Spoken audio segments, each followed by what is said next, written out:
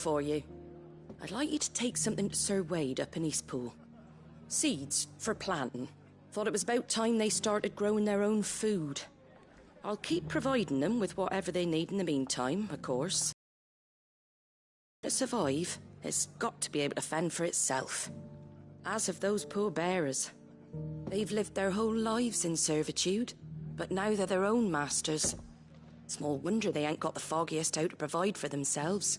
So it's up to us to teach them. And if you're wondering why well, the Wagoneers taking supplies up that way have been coming back with more and more reports of Akashic around the village of late. Sir Wade's putting a brave face on it, but I think even he's starting to worry. And if he's likely to share those concerns with anyone, it's you. All right. Thanks. Wouldn't ask if I didn't have to. There. That should be enough to keep him in Gysahl Greens for a few years at least.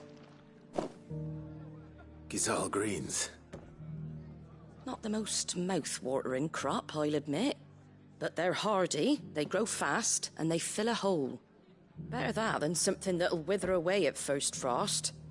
And chocobos love 'em too, which is no small thing. When I say all of us need to pull together to get Eastpool back on its feet, I mean all of us. They ain't exactly succulent, but cook 'em right and they're just about bearable. I'll take your word for it. Anyway, Sir Wade'll know what to do with them. And if he don't, well, I'll go up there and show him myself. I'm sure you will.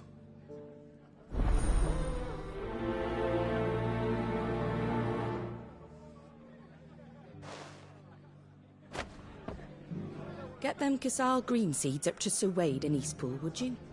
And while you're there, ask him what the situation is with the Akashic over that way. He might actually tell you the truth.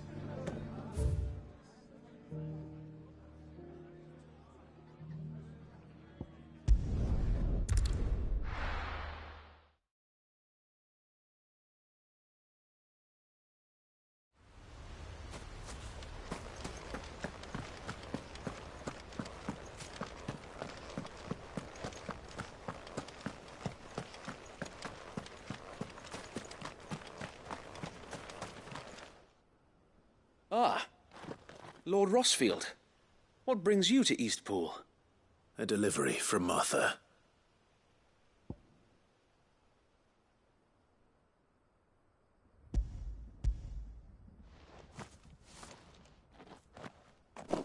These are Gysahl green seeds. Martha's keen to cut the apron strings then, is she? I jest, of course. You see, I had thought we might be able to revive the old wheat fields, but they'd long since gone to seed, only without the seeds. Martha was hoping he might be able to show the bearers how to plant and tend these, so that they'll be able to fend for themselves. That's not a bad idea. These bearers had only recently escaped their bonds before we brought them here. They know little of freedom, of providing for themselves and their loved ones. Unless we teach them how to live like free men, I fear that all we have achieved in bringing them here is to exchange one master for another. Not that myself and the Guardians have been the best example to them so far, subsisting almost entirely on Martha's charity as we do. It's about time we all started to provide for ourselves, bearers and Guardians alike. Unfortunately, we've been a little too busy of late to focus on much besides bolstering our defenses. There have been alarming reports of... The Horde is closing in. They're coming, Sir Wade, all of them. Damn it all, I thought we'd have more time. Gather the men in the square. Send to the rest for reinforcements. Yes, Sir Wade. The Horde. Akashic, a veritable legion of them. They've been seen prowling around the northern reaches for a while now. We don't have the numbers to hold back a swarm that size.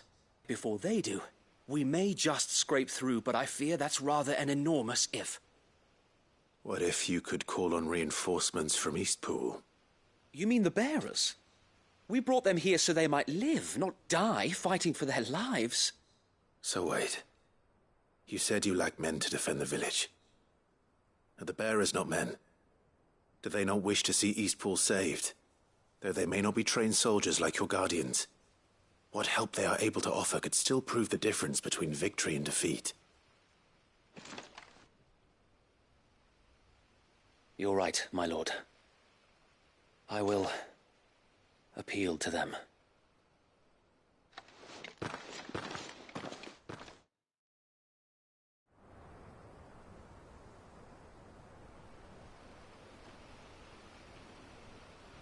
My friends, I humbly beg your aid. We Guardians are few and our enemies many. But I swear we can defeat them with you at our side.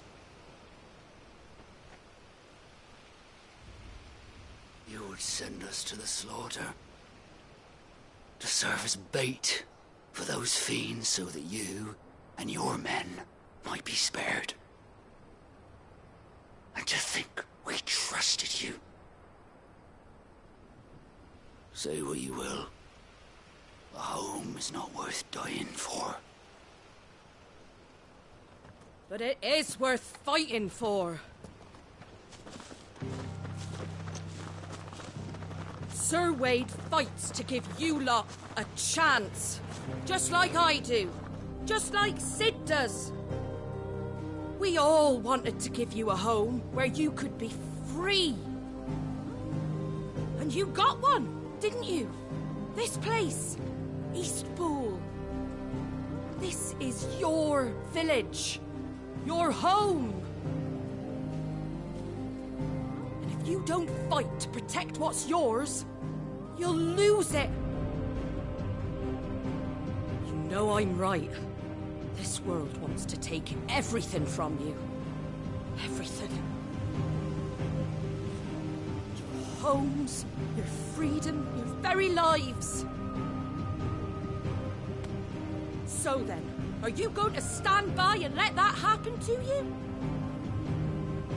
Are you going to accept fate like good little Bran did and die, having never stood up for yourselves? Or will you fight like free men and women?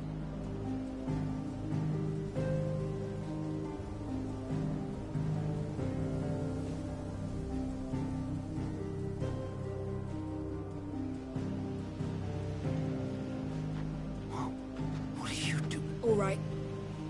Give me a sword.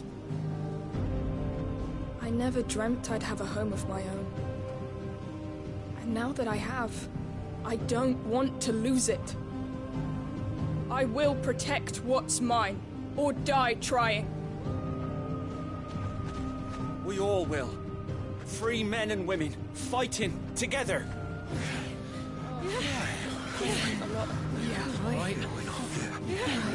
For Eastpool! For Eastpool!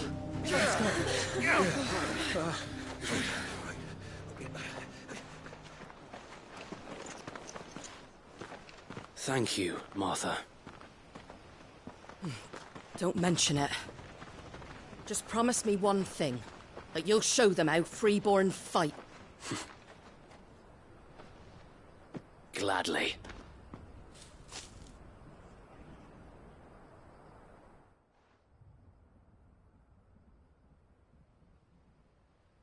Well, if it was numbers you were lacking, you certainly won't be now. Thanks to you. Me? Oh, I just love the sound of my own voice. Lord Rosfield, my lady, we're ready. So what's the plan of action? We'll divide our forces into several small detachments, each made up of guardians, bearers, and guards from the rest. These will position themselves at strategic points around the village. Upon engaging with the Akashic, each detachment will keep the creatures occupied as best they can, steadily retreating all the while. You're going to lure them into the village? I am. We will have neither the time nor the resources to treat the wounded, so injuries must be avoided at all costs. Instead, we will focus purely on defense at first. By coordinating our withdrawal through the use of messengers drawn from among the bearers, we will aim to have the swarm converge at a point of our choosing. With luck, that point will be the village square, the perfect place for our most able warriors to surround them and fall upon them, and for you and I to finish them off. A sound plan. but one that'll require a leader with a cool head and strong nerves to coordinate the retreat. I'd say you have both in abundance, Sir Wade, but you'll be needed. Please, leave the last of the fighting to me. Ha! And let you have all the glory? Sir Wade! They're here! Then you know what you must do. We work together, everyone playing their part, each shielding the other that no man might fall, that Eastpool might live on. For Rosaria! For Rosaria!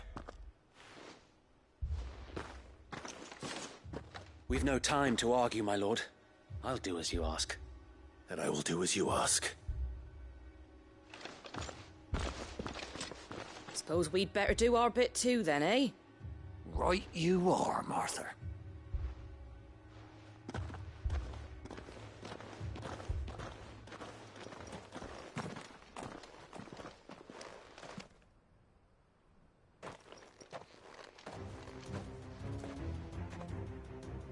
The calm before the storm.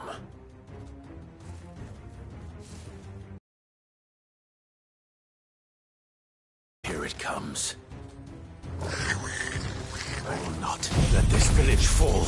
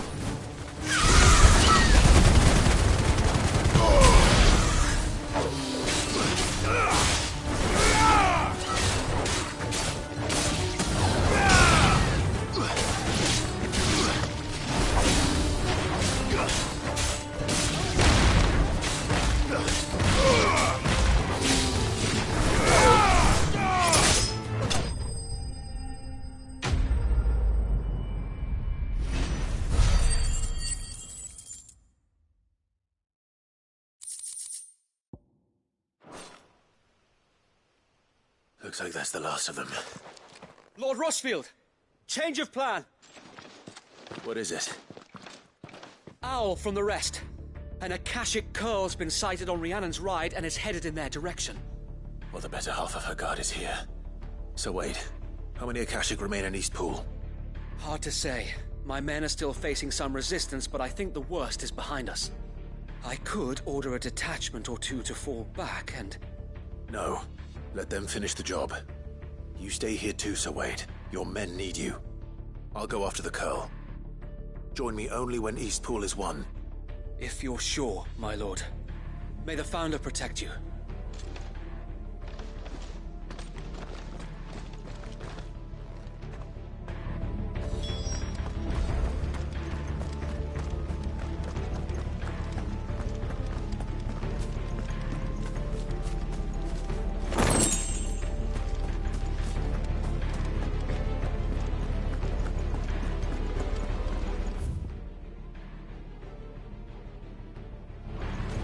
Next one's mine. The Curl was sighted on Rhiannon's Ride back towards Martha's Rest. Founder speed you, my lord.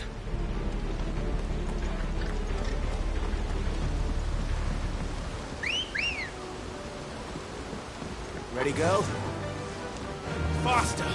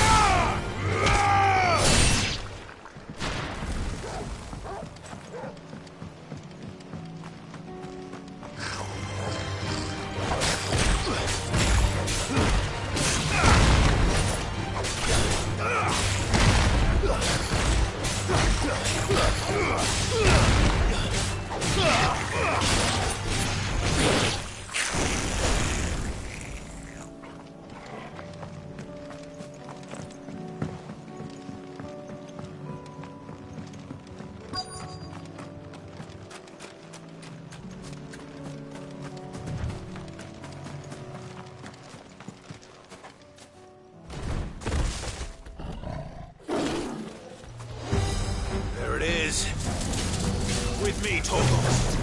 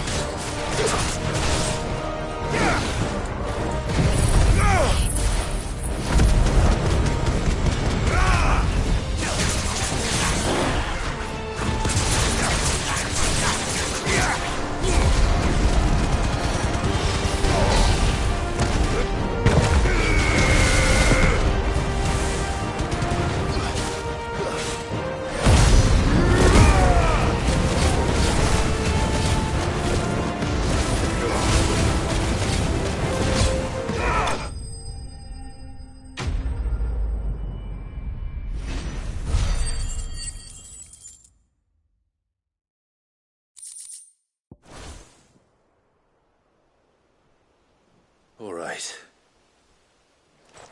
Back to Eastpool.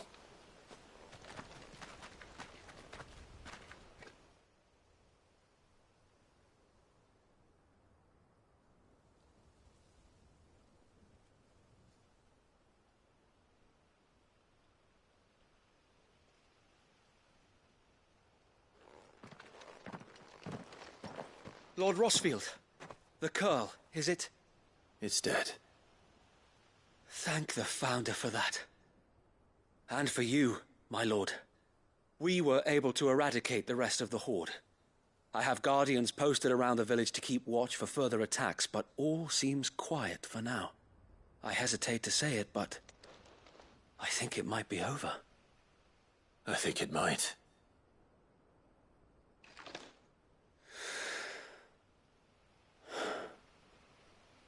We did it. We saved Eastpool. Thank you, my friends. Thank you. No, Sir Wade. It's us who should be thanking you. You brought us together. Showed us what it means to fight for what you hold dear. We never had nothing to call our own before. We didn't know what it meant to protect it, but now we do. We really do. Forgive us, Sir Wade. You and your people saved us, and still we doubted you. But there's no doubt in my mind anymore. We're free men now, so we have to start acting like it. We have to fight to protect what's ours, to protect Eastpool. And we shall. We all shall. Together. This is our home.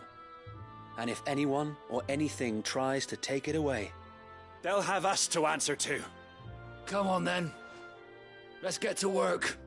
This village isn't gonna rebuild itself.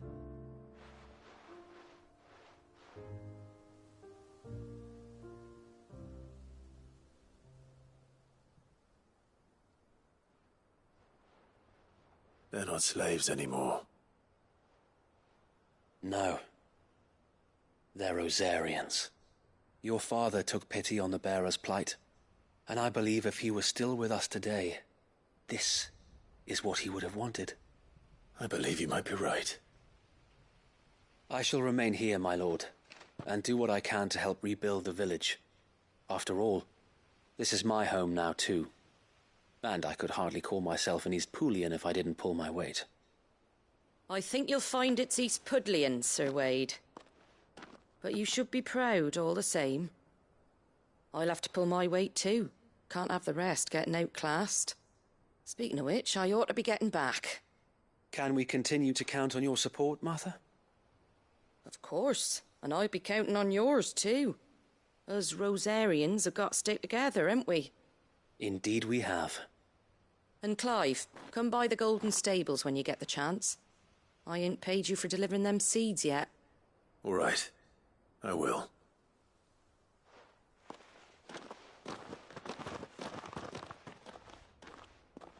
Lord Rossfield, do you remember our very first mission together? Clearing the goblins from the Stillwind marshes? How could I forget?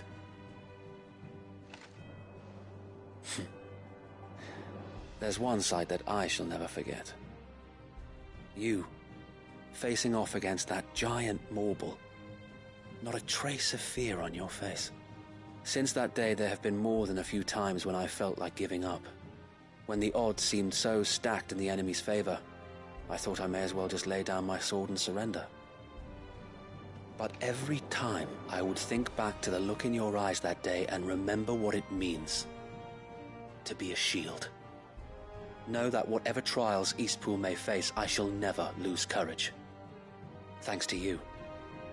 So Wade, you have always been a true shield. I know that Eastpool, and indeed all of Rosaria, will be safe in your hands. Thank you, my lord. I know the rest of the world will be safe in yours. I'll do my best. Thank you again for all you have done for me and mine, my lord. You may rest assured that Eastpool will be safe in my hands. Thanks to you.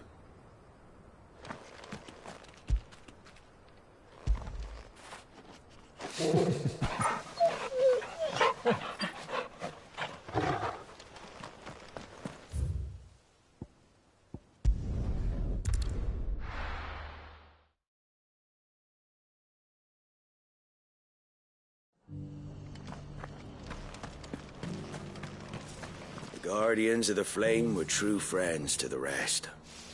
They fought our enemies, manned our barricades, joined us on our patrols.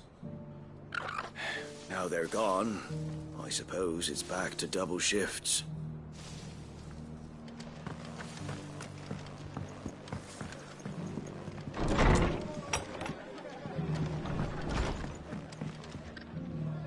The hero returns. It's lucky you came by when you did, eh? Not only did my seeds get delivered, but you went and saved Eastpool and all. I just did what I could. And it's only right that you get rewarded for it. Take it before I change my mind. Thank you, Martha. So, Eastpool's finally back on its feet again. And a home to free bearers. Who'd have thought we'd see the day, eh? Well, it was your idea.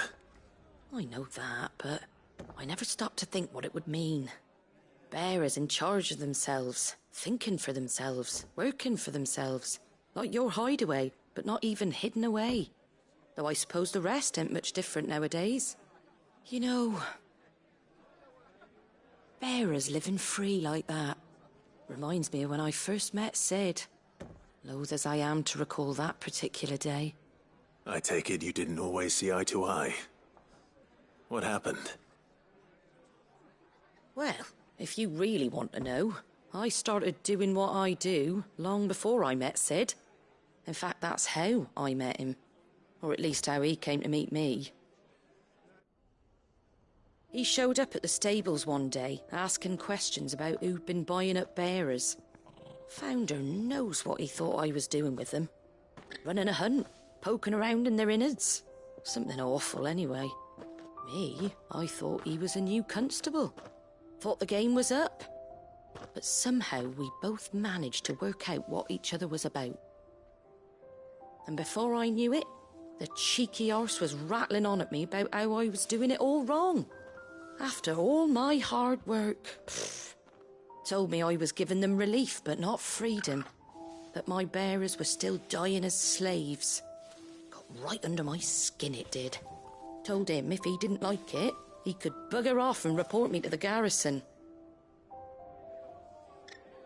And do you know what he did? He smiled.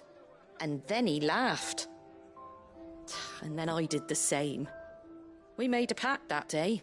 that whenever one of us was in need, the other would always be there for him. And you were? Well, we both wanted the same thing. To make life better for bearers. Just like your dad. Do you know I was born right around the time Elwyn became Archduke? Growing up, I saw how he tried to change things. He certainly didn't lack for ambition, that one. Indeed. But the loftier one's ambitions, the harder they are to achieve. Which is why those of us who follow in their footsteps need to finish what people like Cid and my father started. Suppose you're right, aye. And if we don't manage it, there's always them who come after us. Good thing we've got a few half-decent sorts waiting in the wings, eh? It's almost enough to give you a little bit of hope. Just a little. Anyway, enough nattering. Better get back to work. Let's see about making everyone some dinner, shall we? The least the folks who saved Eastpool deserve is a hot meal. And you and me ain't gonna save the world on an empty stomach neither. That sounds like a wonderful idea.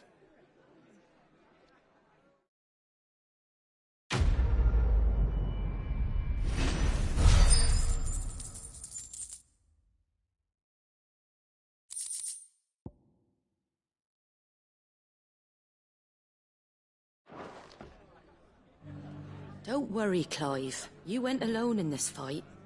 Whenever you find yourself in need, be it of money, men, or a bowl of hot stew, the stable's door is always open.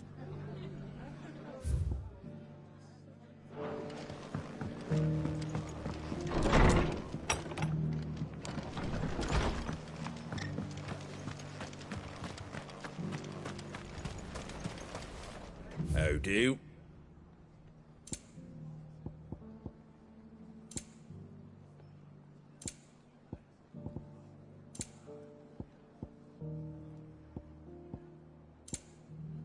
That all, is it?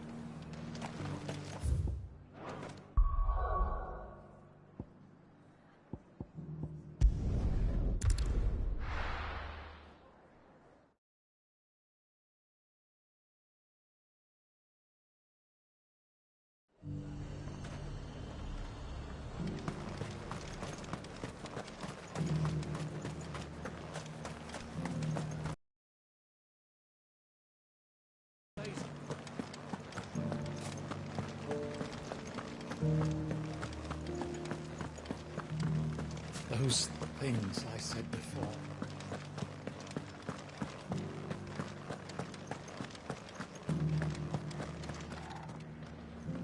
Oh, Clive. What am I to do? My wards and I may soon be without a home. What's happened? The High Cardinal has descended from his lofty throne and taken up residence here in Northreach. The High Cardinal?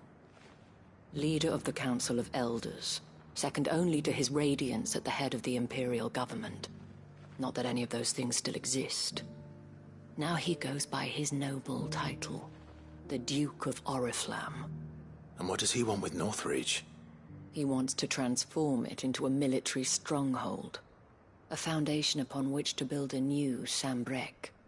He's already secured the support of the various army remnants, with promises that they shall be afforded the respect they deserve in his empire.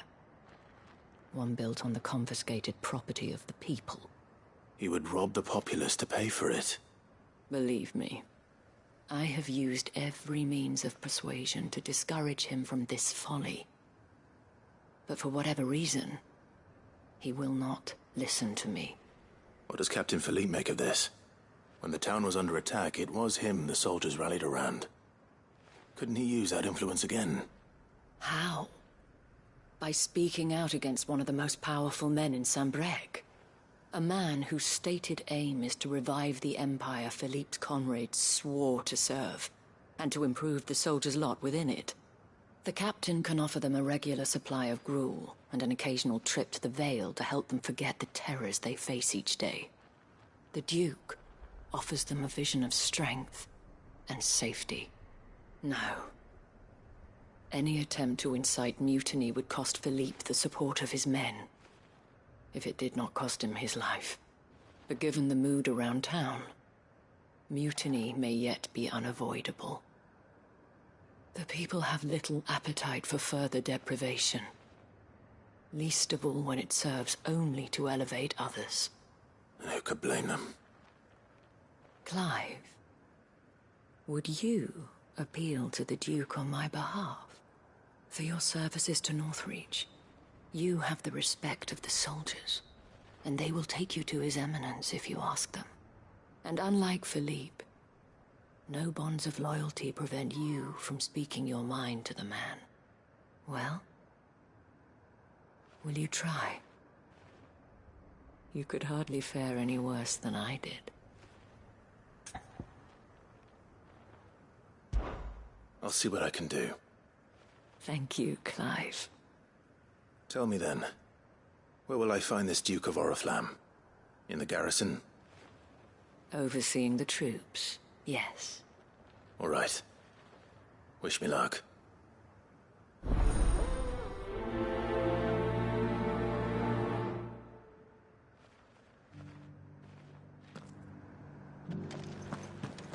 I may have met this Duke before, at the Remembrance Ceremony. Let's hope I didn't make a strong impression.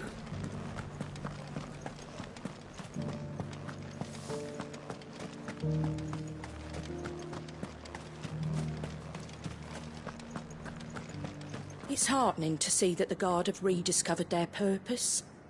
I just hope they don't do anything stupid. We've lost enough people to those things.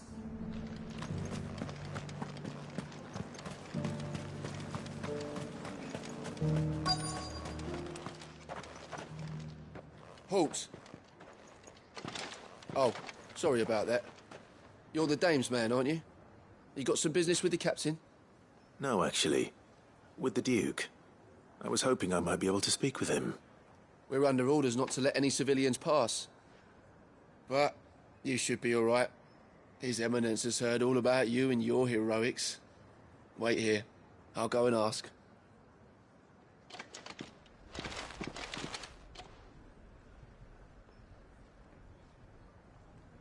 So, you are the sellsword who lent his aid to the garrison. The Empire owes you a debt, and I shall see it repaid. But tell me, is it wealth that you seek, or favor? Neither, Your Eminence. I thought only to inquire about your plan to turn Northreach into a stronghold. Ah, I see. You are worried the expanded garrison will render your services redundant. Yet you needn't be. A proud fighting man like yourself shall always have a place here. Pride of place, in fact. For too long has the contribution of the noble soldier been under-reckoned. But no more. For it is they who shall see the Holy Empire rebuilt, beginning right here in Northreach. Why here, Your Eminence? The town has been fortunate enough to escape largely unscathed from the recent troubles. Her defenses are sound, and her garrison well prepared. Which is more than can be said for Oriflamme or Twinside. The Empire wants for a capital, and I believe Northreach to be the perfect place. With Caer Norvent as her citadel.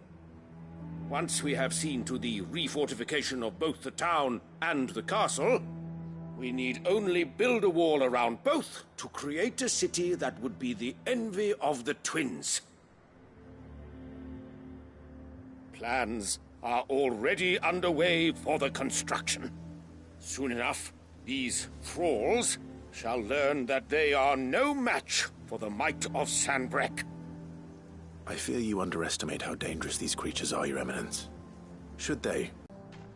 The people will do as their leaders command.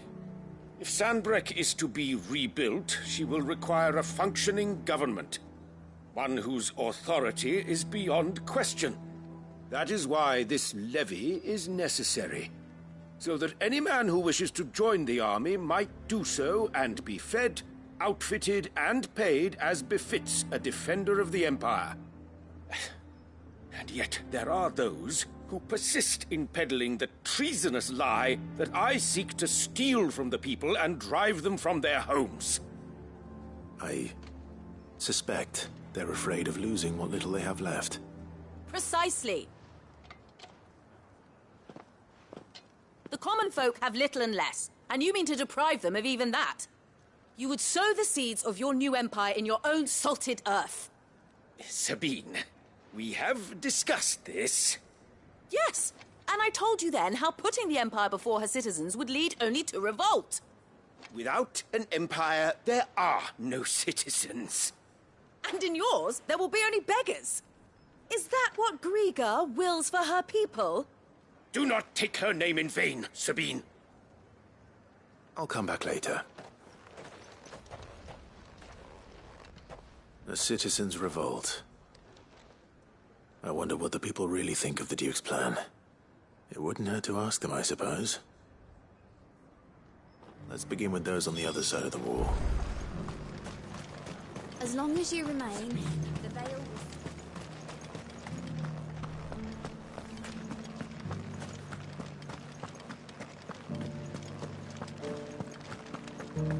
You needn't fret.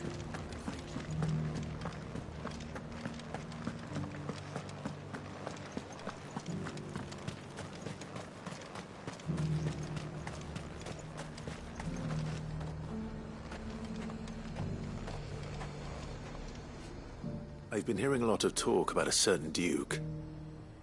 Nothing good, I'll wager. Going around acting like he owns the place. And with hardly a word to the dame. This is her town, not his. I take it you'd rather she was in charge. As far as I'm concerned, she still is. Just need his eminence to sod off back to Oriflamme.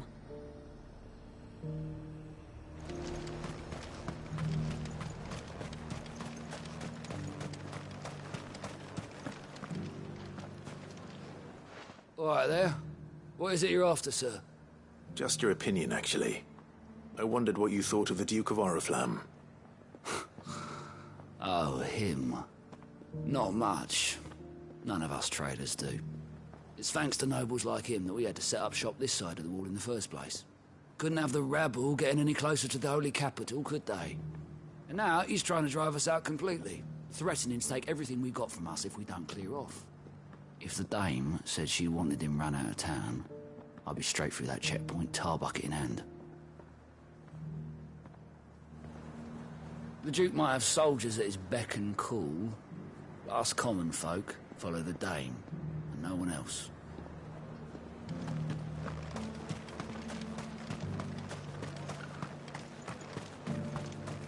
I heard the dame got an icon to rid the meadows. A question, if you don't mind. What do you think of the Duke of Oriflamme? Don't get me started. You build a life for yourself somewhere, only for some noble to turn up and tell you you've got to hand it all over to him. If he thinks his name and his chains give him the right to empty our purses, he's in for a rude awakening. We'll do whatever it takes to keep what's ours. Whatever it takes. Well, the people seem united enough. What about the soldiers? If he comes calling, the only thing I'm giving the Duke of Oriflamme's a piece of my mind. Maybe a smack in the gob.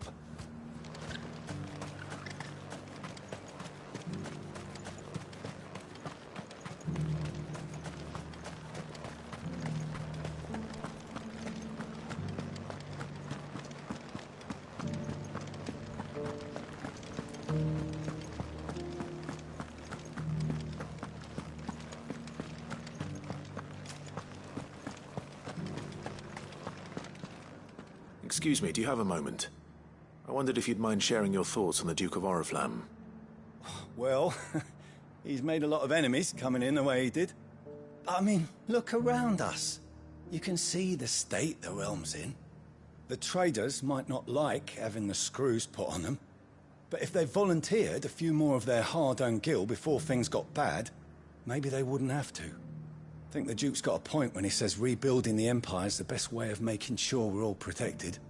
And if that means people who don't know one end of a sword from another have to make way for those who do, well, that's just how it goes.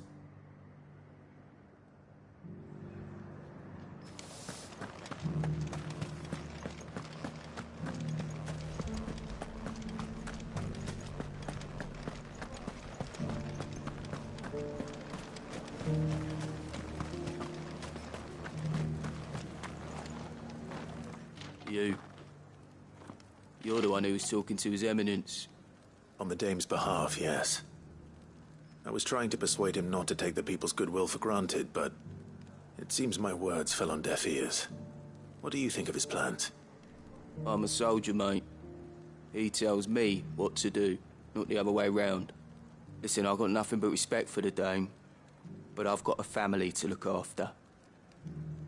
That's where my loyalties lie, not with the town or the Empire, but with my wife and children.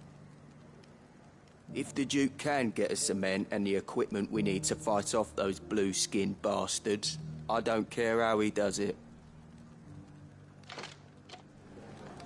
I wouldn't be here today if it wasn't for the Dame, but I'm with the Duke on this one. If turning this place into a fortress is what it takes to protect my family, I'll do it.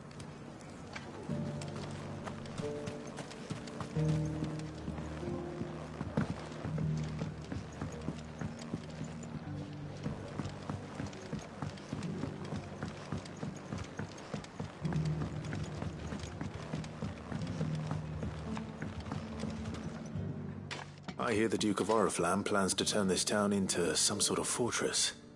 Do you think that's a good idea? It's not for me to say. All I know is that unless the Emperor orders me otherwise, His Eminence's word is law. Look, no one likes all these taxes and tariffs, but empires don't come for free. Once Sanbreque is back on her feet, we'll all reap the benefits. Let's see what Philippe makes of all this.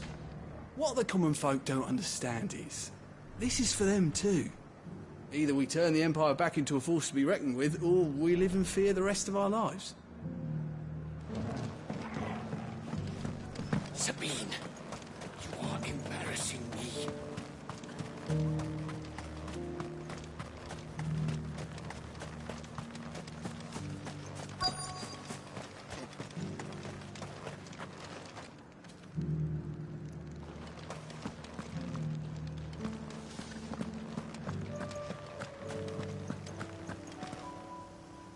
Captain, do you have a moment? For you? Certainly. Clive, wasn't it? Thank you for last time. How can I help you? I wanted to ask you about the Duke of Oriflamme. Do you intend to go along with his plan? But to tell you the truth, I'm in two minds.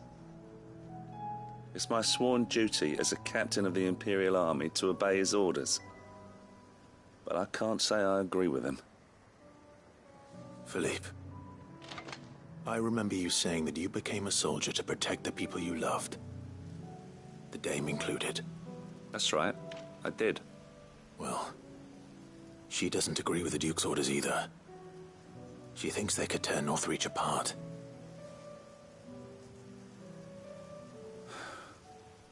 And she's probably right. Thank you, Clive. I know what I need to do now. Protecting the people I love is what matters. Doesn't matter how. Well, duty calls, so I better go. Thanks again.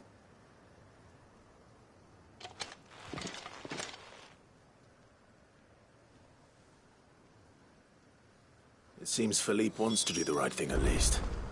I expect Isabel will be pleased to hear that, if nothing else.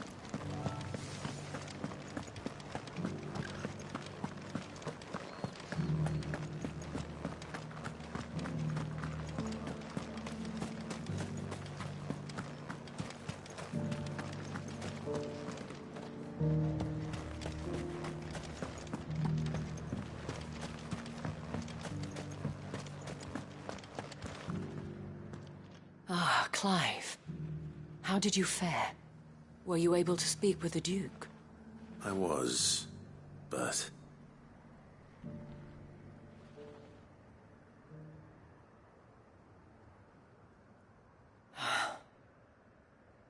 So Northreach is to be a fortress after all. Well, it will certainly help to hold back the thralls. There's no denying that. Though I doubt it will come as much consolation to the townspeople whose worldly goods are confiscated to pay for it. They deserve to be heard, Clive. To have a say in this new empire the Duke means to build. Sadly, His Eminence values their obedience more than their opinions, and hopes to reassert the authority of the state. I fear he sees the people as mere pawns on his chessboard to be sacrificed for the greater good. Needless to say, they themselves are of a different opinion, and would rather their destinies were in your hands. The soldiers, meanwhile, are content to follow their orders. And I dare say I too would want nothing more than to see it rise from the ashes. Thank you for trying. But the battle is lost. I don't know about that. What happened to your uniform? I handed it in, along with my resignation. Told the lads I wished them well, but that I owe it to those I love to call it a day. But why? Because I realize what really matters to me. Not following some nobleman's orders for the sake of it, but protecting what I care about. Protecting Northreach. I honestly don't know when those monsters will return, but I'm certain they're not finished with us yet. And when they do come back, we need to be ready for them. We need to stand together, all of us. And with you to lead us, milady, I reckon we can do it. It was you who finally convinced me, Clive. There's no point following orders if they go against everything you believe. Indeed. All of us, standing together. That has always been Northreach's best hope, and one which still lies within our grasp. We have only to turn our attentions to the true enemy. Thank you, Philippe, for showing me what I must do. Anything for you, milady. Speaking of standing together, would you mind if I borrowed a few of the lads from the Vale to help keep watch around the town? I fear His Eminence has loftier tasks in mind for the guard. Not at all. Be my guest. Wouldn't be the first time.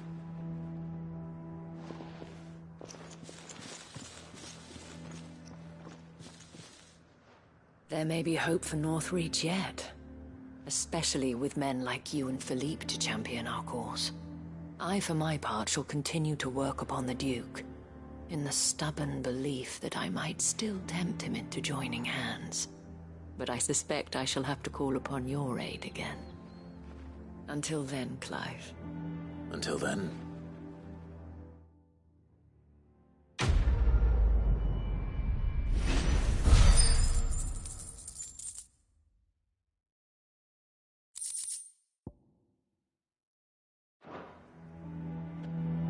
Despite my repeated advances, His Eminence has proven a difficult conquest. Fortunately, I am nothing if not persistent. But, be that as it may, I might yet need you to press the point.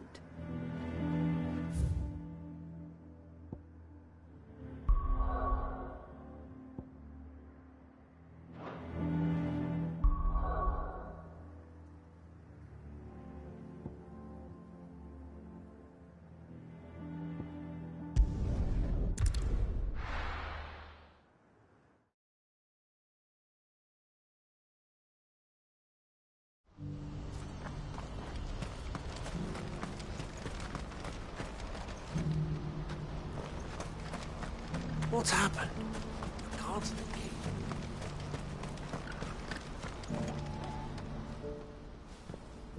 Clive. You'll be pleased to know that the negotiations are progressing well. That is good news. Yes. Our comrade in Randalar has just sent word that the contract should be signed very soon. But I still have much and more to prepare. It's a huge undertaking moving this many bearers at once. You couldn't do me a quick favor, could you? What is it this time? More wild beasts? Nothing like that. I just need you to go over to the caravans and ask El how long we have until the bearers arrive. Find out exactly how much faster I need to get all these supplies moved. All right. I'll go and ask. Thanks, Clive. I owe you one.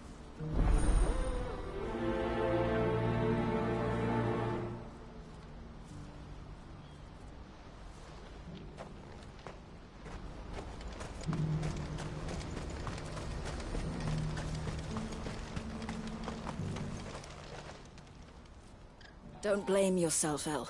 This is their fault, not yours. I know, but... No buts about it, all right?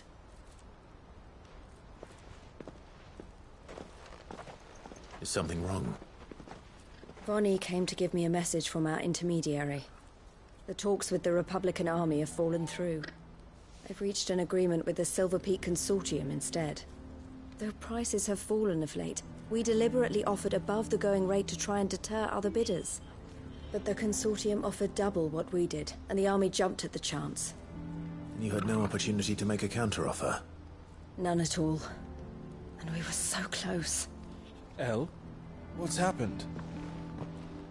I saw Vonnie leaving. She didn't look happy. And with good reason.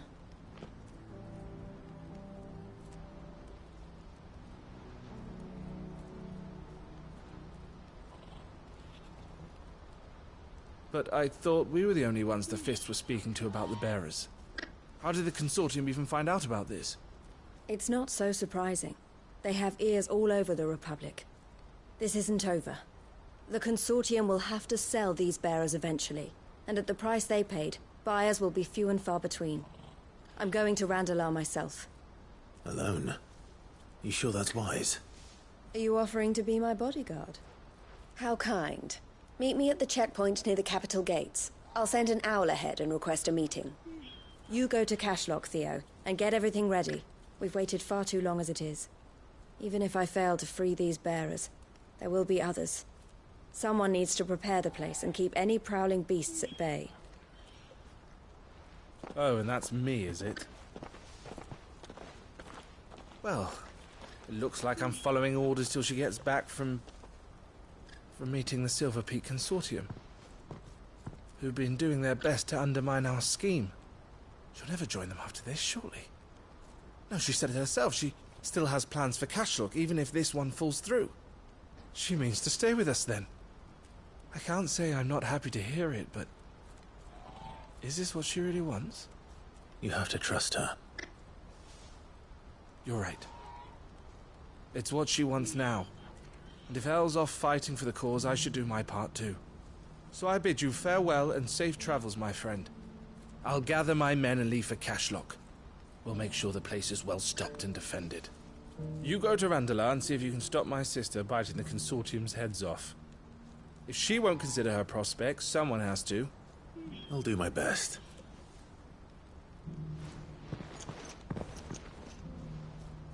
All right. To Randalar, then. And better not keep Eloise waiting.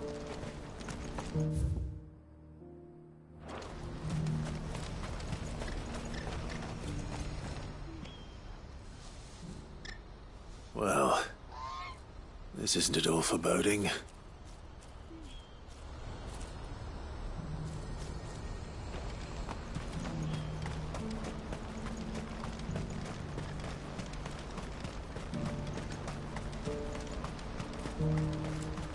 What I wouldn't give for a hot meal.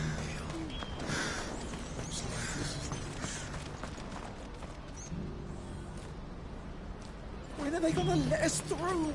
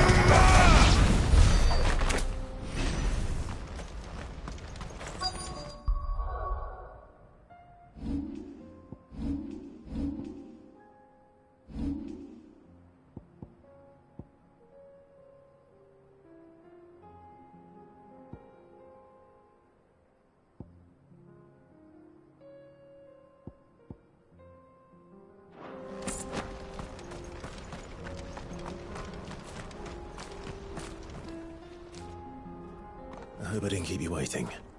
Did you arrange to speak with the Consortium? Here they are now. You wish to consult with me?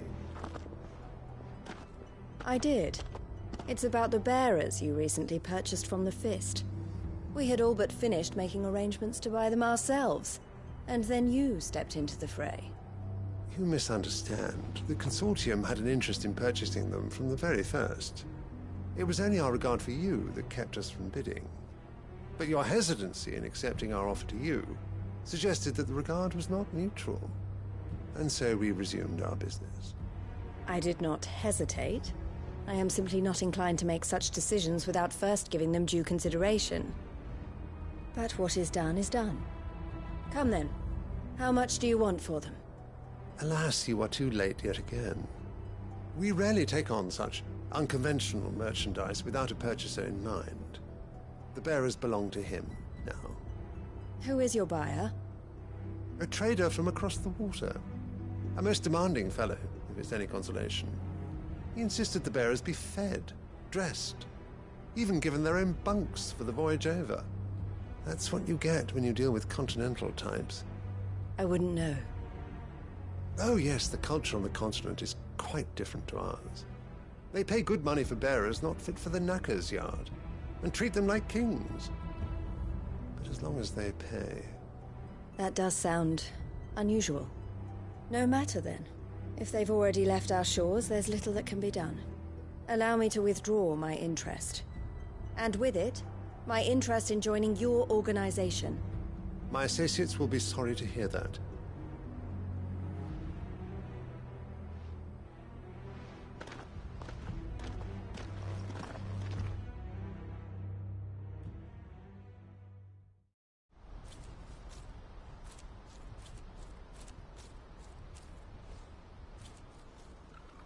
I'm sorry you weren't able to save them. As am I. But I only have myself to blame. He was right, you see. The Silver Peak Consortium did intend to buy those bearers before I did. Their representative hinted at a possible purchase when he came to recruit me.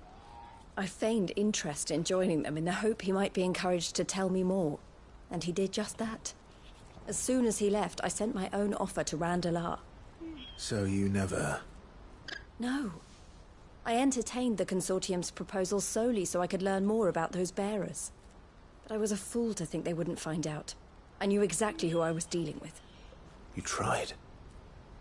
I did. And if what he said was true, the bearers are to be well treated. Which is something, at least. But they deserved more. I wanted so badly to see them freed. Eloise! Eloise! Word from Cashlock. The village is under attack. A pack of beasts have come down from the mountains, and there's a dragon at its head. Theo and the others are trying to hold them off as best they can, but the odds are against them. They need help, and fast. Theo! I'll go on ahead. Thank you, Clive. I'll gather some men and join you there. Just... make sure he's safe.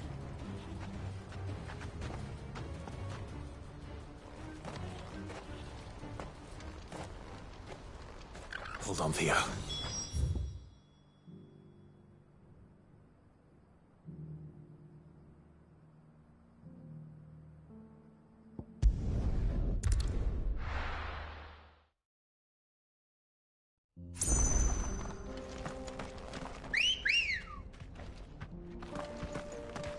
Good girl.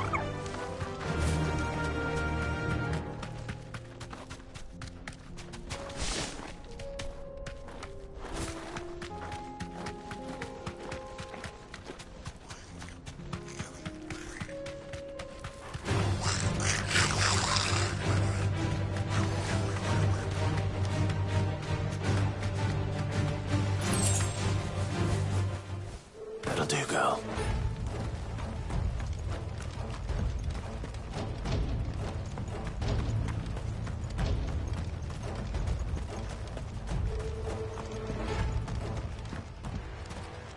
Where's Theodore? Upriver! He led the dragon that way to keep it from the village, but the whole area's flooded with ether. We just have to pray he makes it out in one piece. I can do better than that. Torgal, with me.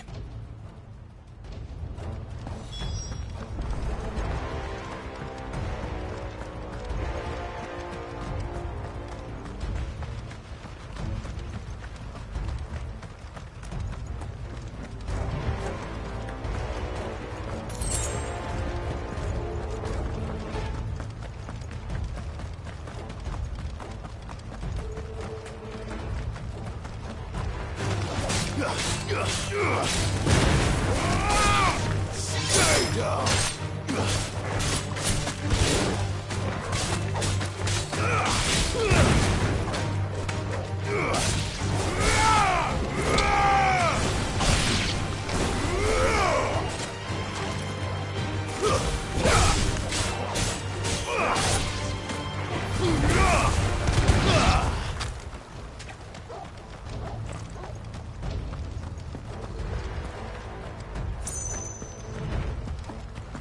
Where are you, Theo?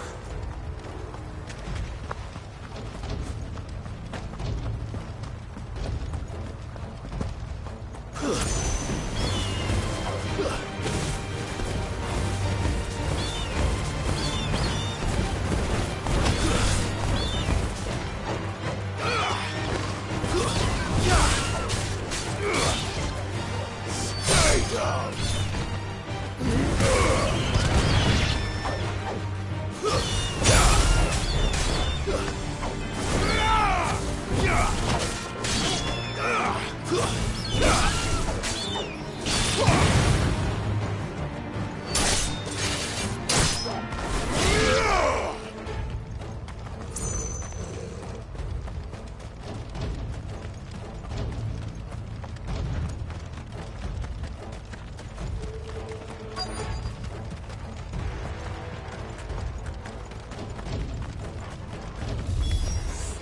Damn it. The ether's too thick. These creatures have already turned.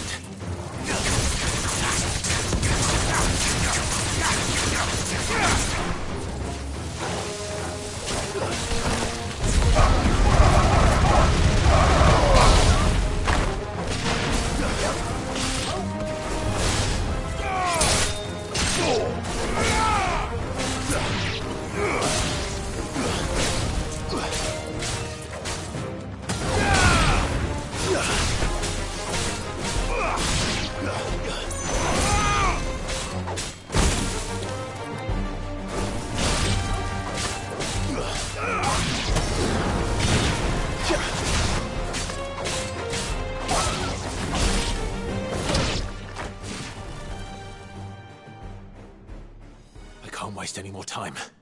I need to find Theodore before that dragon does.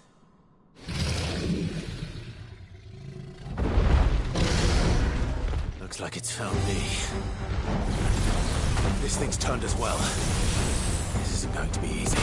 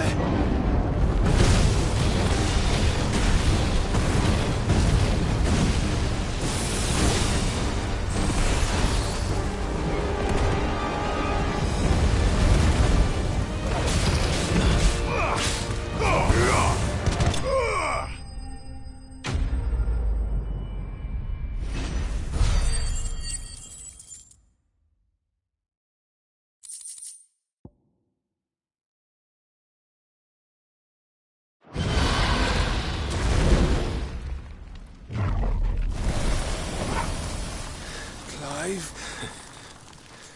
Theodore, you had me worried for...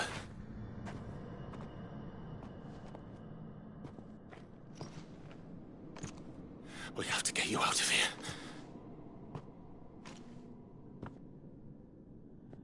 I think it might be a little too late for that. Bearer or no, there's only so much ether a man can take, and that Drake just wouldn't let me leave. You have my thanks, Cid, for finishing what I could not. For keeping Elle's dream. Theodore!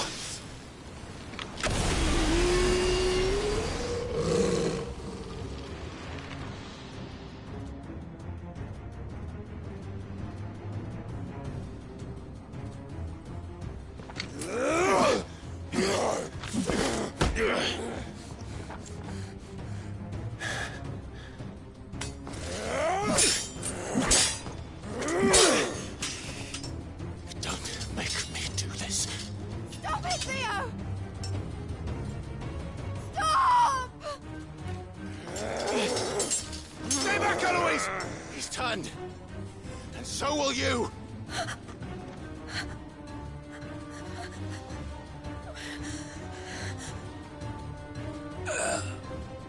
Elle. Theodore.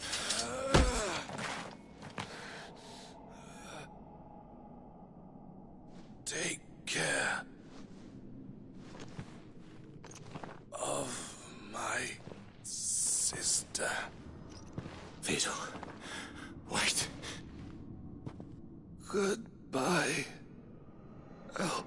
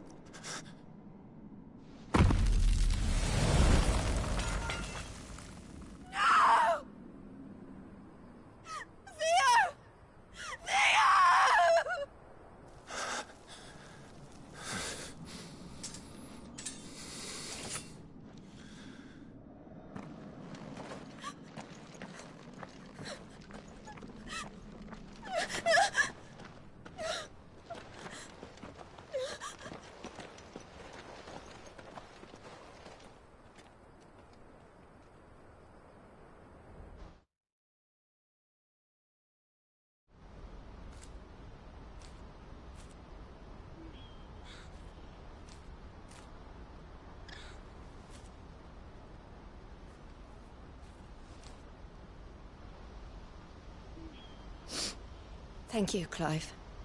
I think I'll be all right now. That was true bravery he showed. Leading the dragon away from the village like that. His first instinct was always to protect people. To put others' well-being before his own. And now he's gone. Because I sent him to that place, against his will. It wasn't against his will. He was ready to do whatever it took to show you he could stand on his own. So that you would finally be free to live your own life. To live my own life? He never could come to terms with the choice I made. What exactly happened? You once told me Theo was the first bearer you ever helped.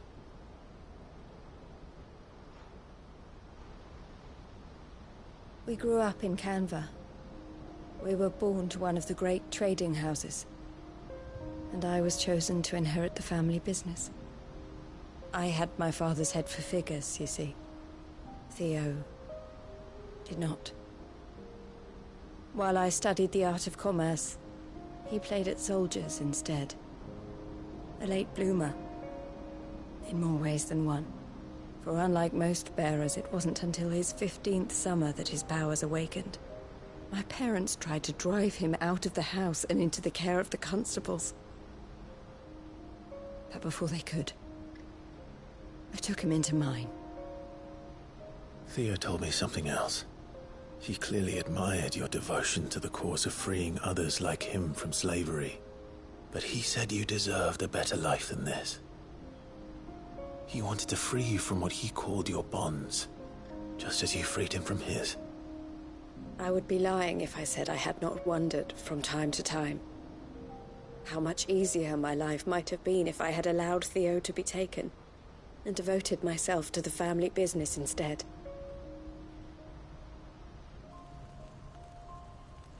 But I have never regretted the decision I made.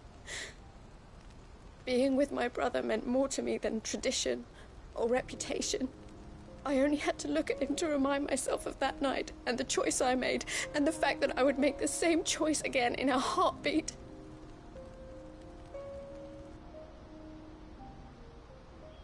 He was never a burden.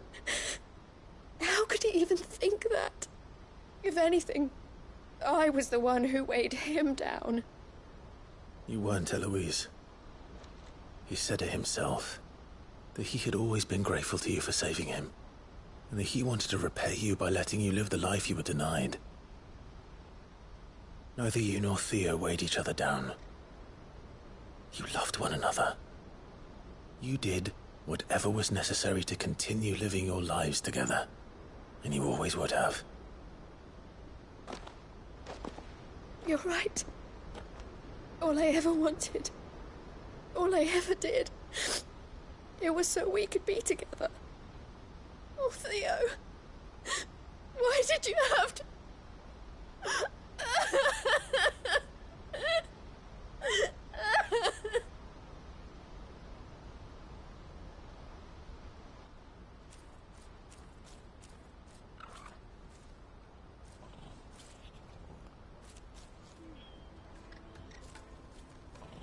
I know Theo wanted me to move on, but I'm staying here at the Crimson Caravans to continue our work.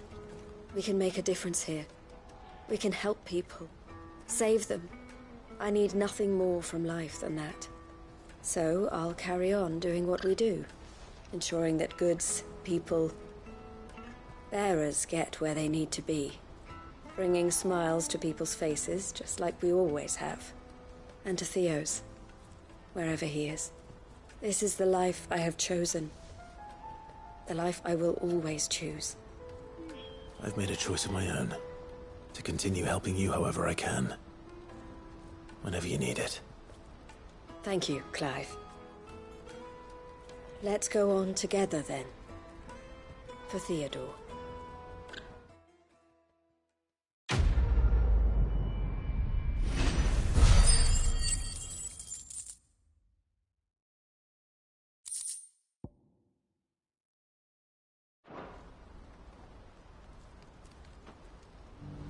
The Crimson Caravans is my family business now, and I would not exchange it for the world. I brought Theo here to be safe, and I have never looked back since.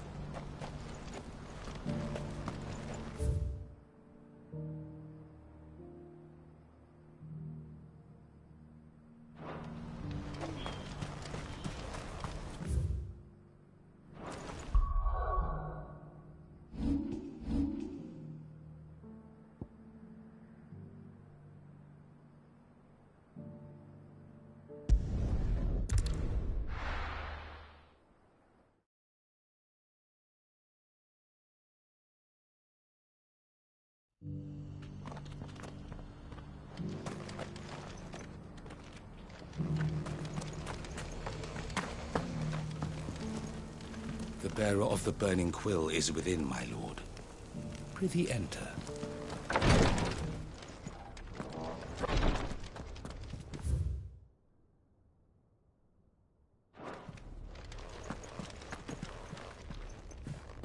Lord Rosfield, is there aught the Undying might assist you with this day? Perhaps. My brother said that your order was helping him with his quest to uncover Ultima's origins. Have you learned anything of note since... Be assured, however, that we will not rest until the truth is known. Even now, our archaeologians scour ruins in every corner of the realm for traces of Ultima's touch. Fallen ruins, I take it. Dating back as far as Phoenix Gate. Indeed. Ultima's thralls are oft sighted among the remnants of the fallen civilization, as if protecting the secrets concealed within. Secrets we'd see unearthed. Should our methods be of interest, my lord, mayhap it would please you to observe some of our number at work. Would that be possible? Of course. A survey is being conducted not far from here. Perchance you are familiar with Kretov, a small hamlet built around a fallen airship. I was due to visit my colleagues there to collect their preliminary findings, but if you would consent to do so in my stead, I'm sure that they would be honored to relate any discoveries they have made to you directly.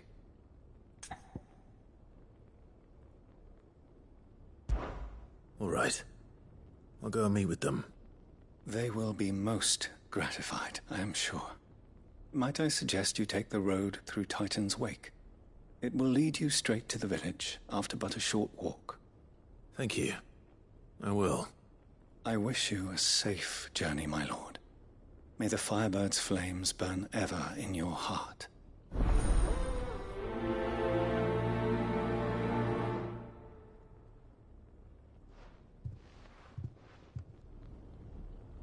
My colleagues await you in Kretov, my lord. But say the word, and they will be only too glad to share their findings. The greater number of our order live among the masses, hidden in plain sight. Even here in Tabor, our brothers and sisters pose as common folk.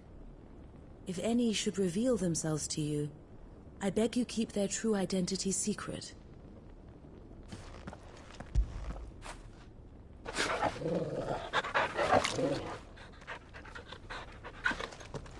A village built around an airship. Sounds like another Lost Wing. I hope the inhabitants are just as friendly.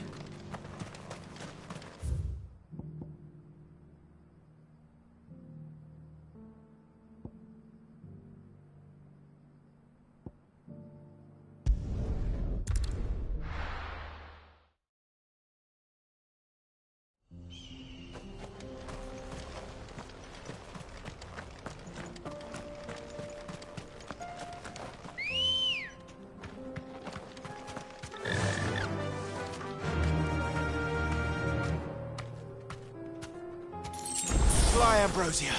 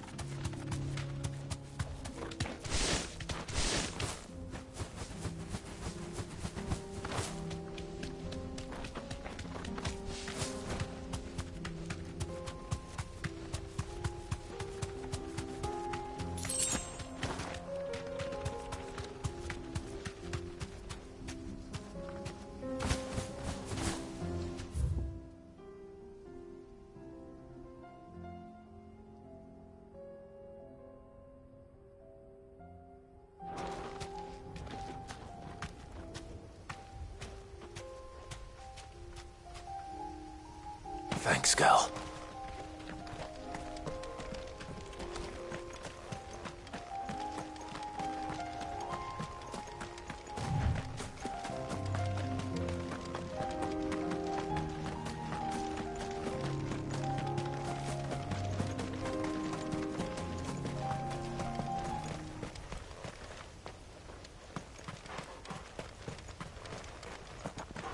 No holding back. Nice try.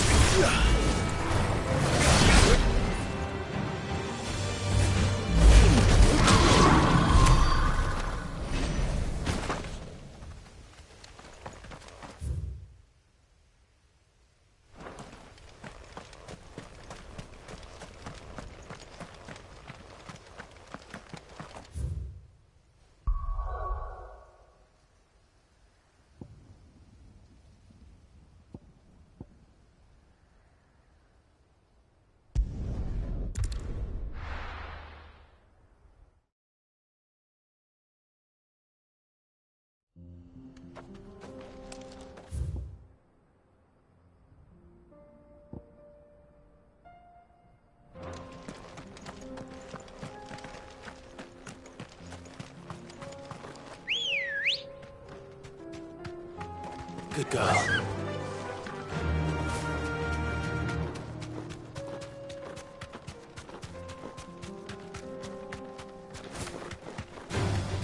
Time to fight.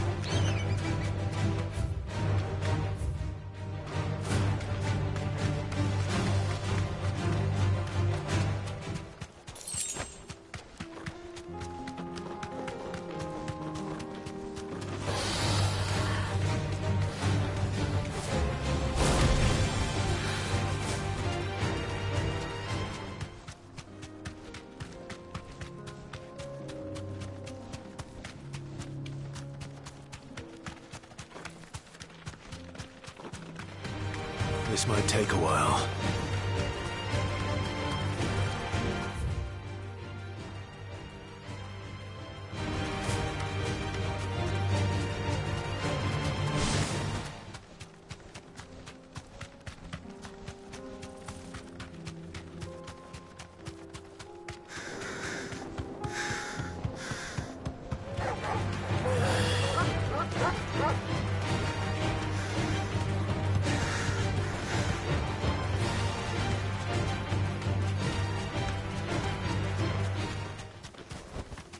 Be safe.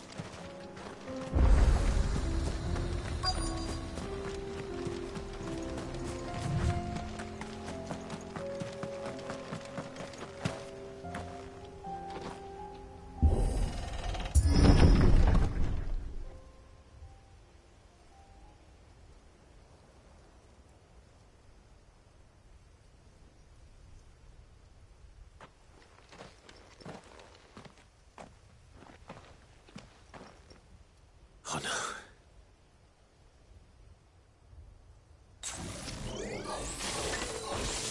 You'll pay for this. There may still be survivors.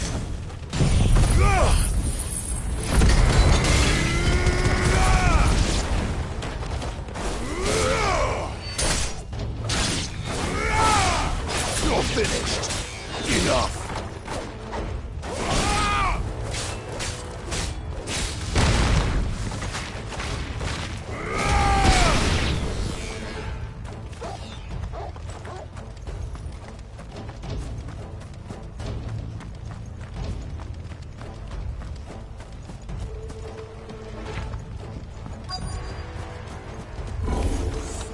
Whatever that thing is, they say it's their leader.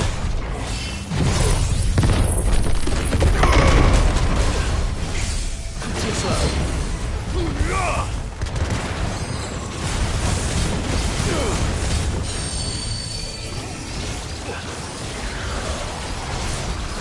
Nice try. Too slow.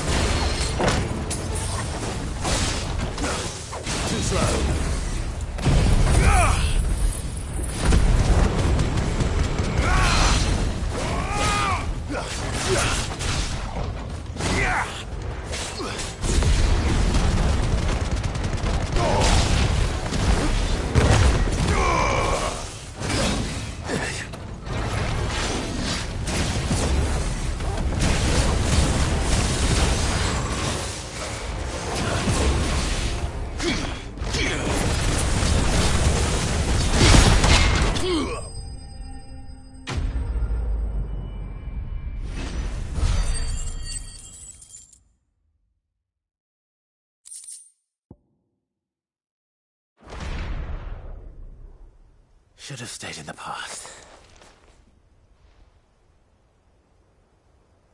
These must be Cyril's colleagues. You have our thanks, stranger. Who are you? Ah, forgive me, my lord. I did not recognize you. You are Lord Rosfield, are you not? We are archaeologians, tasked with surveying this site. When the echoes appeared, our brothers here occupied their attentions. Thanks to them, and to you, we were, for a mercy, able to see our duty to its conclusion. You call that a mercy? Your brothers might still be alive if you put their safety before your duty. Surely this survey wasn't worth dying for. We are charged with uncovering Ultima's origins. A duty of the highest import, as I'm sure you will agree. And you think your dead brothers would agree with you too? I know they would. They gave their lives for the cause, an honor to which all Undying aspire. Now, to what do we owe the honor of your presence, Lord Marquis? Cyril told me of your work here, and I agreed to collect your findings in his stead. I see. That is most kind. Pray, take them then, with our humble thanks. May the Firebird's flame burn ever in your heart, as it does in ours.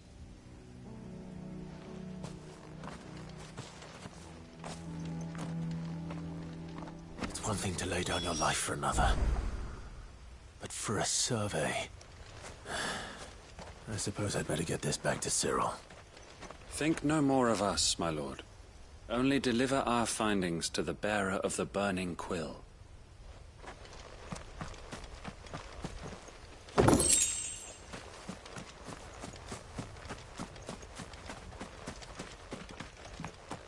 Let us continue then.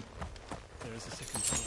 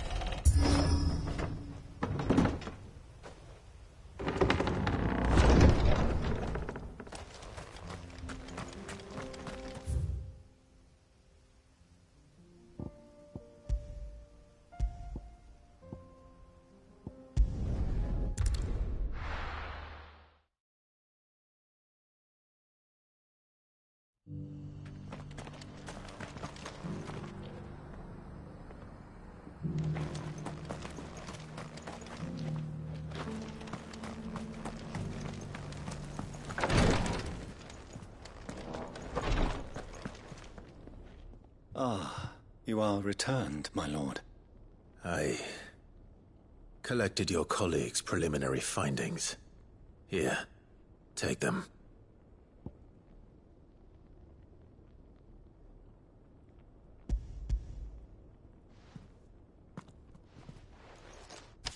My thanks. I shall study them, and inform you forthwith if I discover aught that might aid you in your fight against Ultima. Cyril, your survey party suffered several losses in Kretov. Losses which could have been avoided, had the others not chosen to complete their work, instead of saving their friends. Were these your orders? No. This was their choice. Every Undying devotes his life to the service of the Phoenix. It is our sole duty, and should we die in discharging it, so be it. Even when death is avoidable. My lord, I fear that this is not a point over which it would be fruitful to argue. The Undying have served the Phoenix for countless generations, and your opinion of our methods, however earnest, is not like to change them. We live to serve the Phoenix. Our very order exists for that purpose, and that purpose alone. Cyril, I know that you and your brethren answer only to Joshua, but allow me to offer you a word of advice. It does not further the cause of the Phoenix to have his loyal followers surrender their lives without good reason. Provide your survey parties with an escort, that they might live to do their duty for years to come. Think not only of how you can serve the Phoenix, but how Joshua would want you to serve him. Please. For all our sakes. I thank you for your advice, my lord. If you will permit me to respond, our faith in his grace, Joshua Rosfield, is absolute. And we of the Undying will do what we believe is right to fulfill our duty unto him. As first shield to the Phoenix, I am sure you understand what it means to do one's duty. I do. Then we are of the same mind. And it is my hope that we may continue to do our duty together.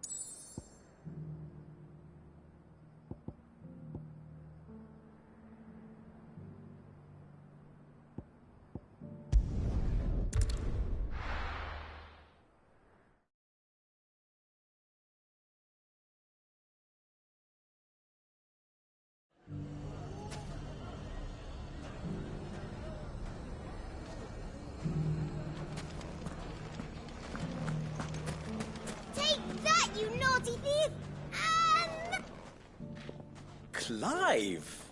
To what do I owe the pleasure? I just wanted to see how the town's been faring since you brought everyone together. Since we brought everyone together, all is absolutely wonderful. Conrad and Natalie's hands remain safely away from each other's throats, and firmly at the helm. Our stores are full, and the bandits still too disorganized to raid them. Just as the good Lady Jane and Lord Underhill intended. Are you a lord? Lubor's going to be one too. They're going to make him the Lord of Dalimil, because of how he stopped all the grown-ups from fighting. It's the mayor of Dalimil, dear child, and the vote hasn't taken place just yet. But if the people wish me to lead them, I shall. And my first act will be to build a school so that menaces like you two learn not to interrupt your elders. Speaking of menaces, there may be a rather worrying one just over the horizon. May there indeed. I'm afraid the example Conrad and Natalie set in putting aside their differences and presenting a united front might have caught the bandits' attention. And they might have elected to take a similar approach. They have formed what one could call a League of Outlaws. And they grow more organized by the day. But we'll fight them all off just like last time. No matter how many of them there are. Won't we, Lubor? Of course we will. If we continue to work together, we can overcome any challenge we choose to face. The longer we avoid facing this one, the more difficult it will be. Until the only way to overcome it might be to run for the hills. Our best hope is to nip these efforts at organization in the bud. By finding those ne'er-do-wells who have yet to join the cause, and ensuring that they never do.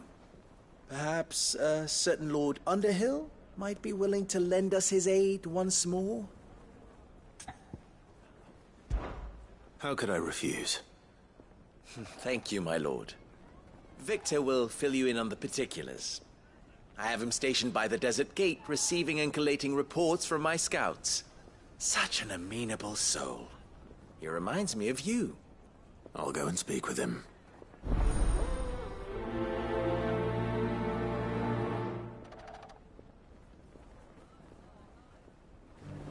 Victor has been collating reports on the bandits' encampments. You'll find him by the Desert Gate.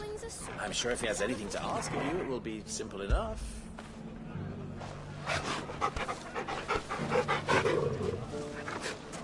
A League of Outlaws.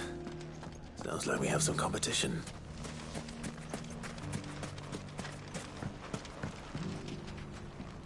Still in Dalimil, Victor? Ah, Cid.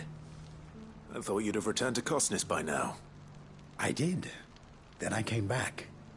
I've developed something of a fondness for the place.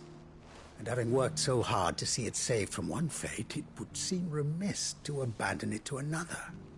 A sentiment Master Lubor certainly isn't shy about exploiting. Hence my doing his bidding yet again. You're not the only one. What does he want you to do? He asked for my aid in putting down the bandits. And he said that you might be able to help me find them. Then you've come at just the right time. I was on my way to speak with Conrad about how to organize our forces. There are more camps in the vicinity than we can safely strike at once. But we must strike together, and we must strike soon at as many camps as we can. We can't give this league of theirs time to rally its forces. All right. Which camp shall I take? There's one upriver. Just out there, across the dunes. Leave it with me. The camp is in the desert to the north of here. You know what to do.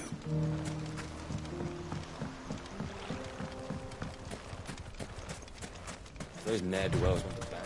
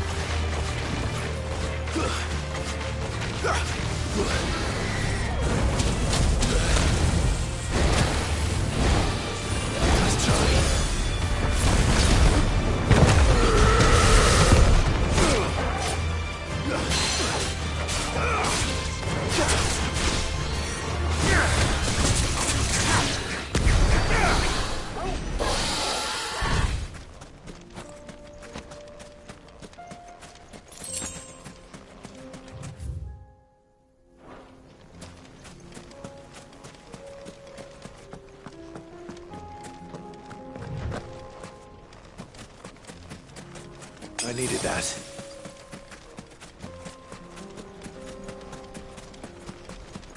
That must be the camp Victor mentioned.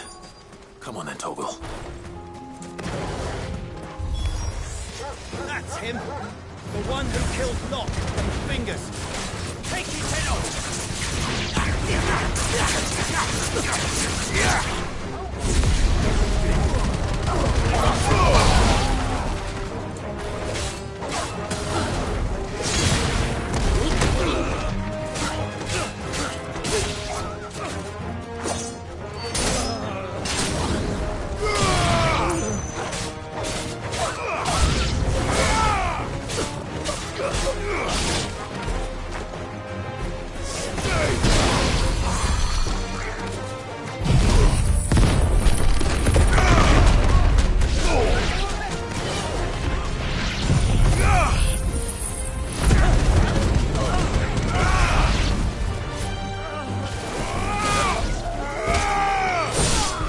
It's over!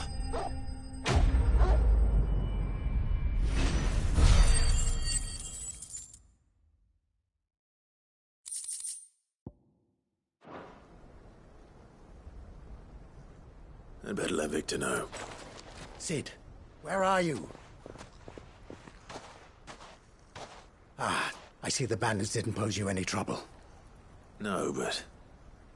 that's not why you're here, is it? No. Something's happened. We need you back in Dalimil. What is it? The whole town's in uproar. They're saying that Lubor is a bearer. What? Seems that one of our parties wasn't as thorough as they should have been. They let one of the bandits escape, and his escape route took him right through Dalimil. Some of the children spotted him, and he was about to silence them. And when Lubor felled him with a bolt of magic, and without a crystal. But that's not possible. It is, if he's a bearer and has been hiding it all these years, which is what people are saying. If he has, well, I wouldn't blame him. No man is branded by choice. Still, all those people see is a man who's lied to them all his life. One who was made a leader of himself when the world believed he should have been a slave. Fuck. I don't know where we go from here, but I know one thing. Lubor needs all the friends he can get right now. You're right.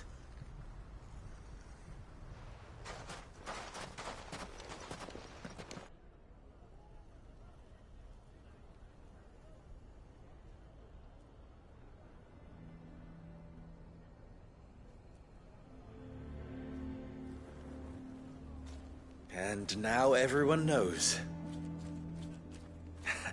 I made it a habit to keep a crystal close at hand for just such an occasion. And when that occasion arose, I forgot to reach for it. Well, it was bound to come out sooner or later. We're sorry, Lubor. We tried to keep running. But we just couldn't anymore. There's nothing to be sorry for. I rather enjoyed playing the hero for once. All that matters to me is that you two are safe.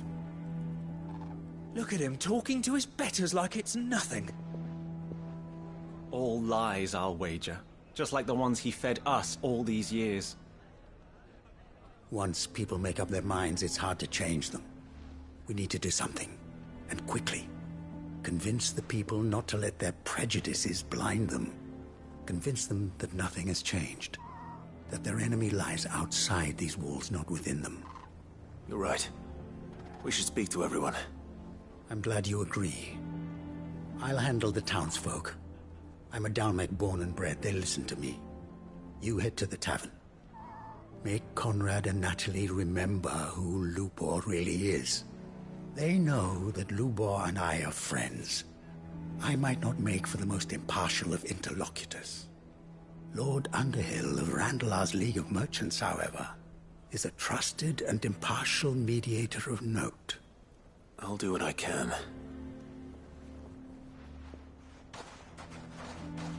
Lubor, stay here with the children. I can't promise anything, but we'll try. And that is all I can ask of you.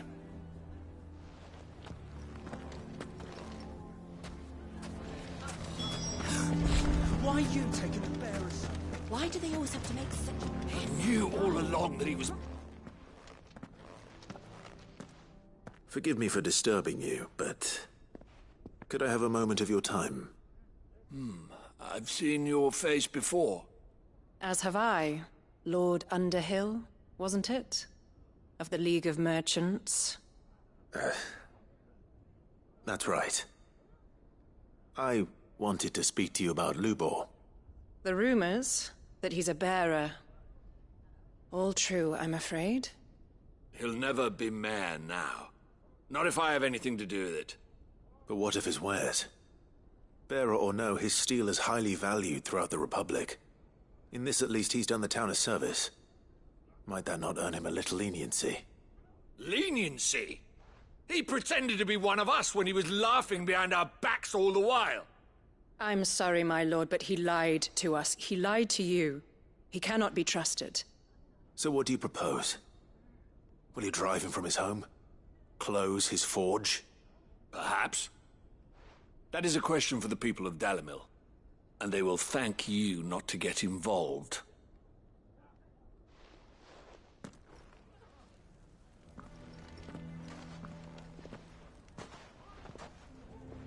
The townsfolk have made their minds up. There was nothing I could do. Nor I. Conrad and Natalie refused to consider anything but their own wounded pride. You never know. Once their anger is cooled, they might see things differently. For now, we should report back to Lubor. All right.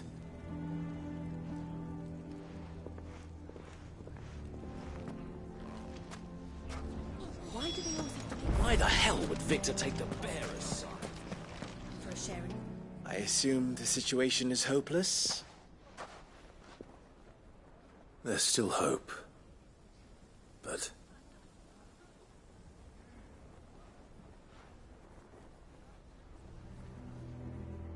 But perhaps not in this lifetime, I think it's fair to say. You mustn't think like that, Lubor. Give them time. They'll come around. We'll talk some sense into them in the end, you'll see. No, you won't.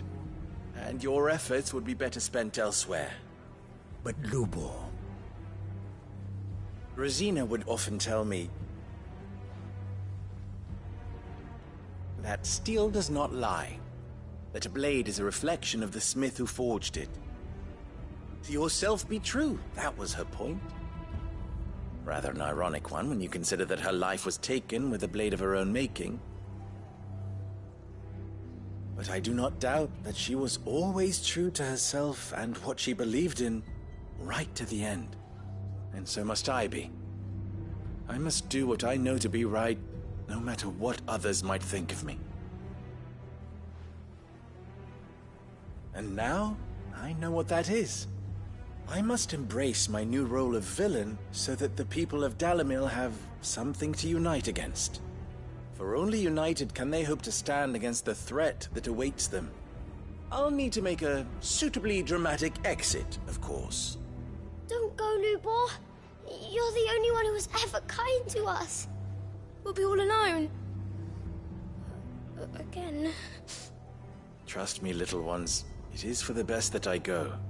Not only for the town, but for you, too. How could it possibly be for the best? These children need you. The least you can do is give the townspeople a chance to change their minds. They would not take it, Victor. It's over. Over, you say? And so just like that, you're going to throw this town and these children to the wolves? I thought you were better than this. But it seems you had me fooled as well. Victor. Forget it. Do what you will. You sure you're making the right choice, Lubor? Of those available to me, I believe it's the best one. Yes. Ah, but where are my manners? Here. A reward for clearing out that bandit camp. Right then. I have packing to do. If there's anything I can do. Anything. I'll bear it in mind. Thank you.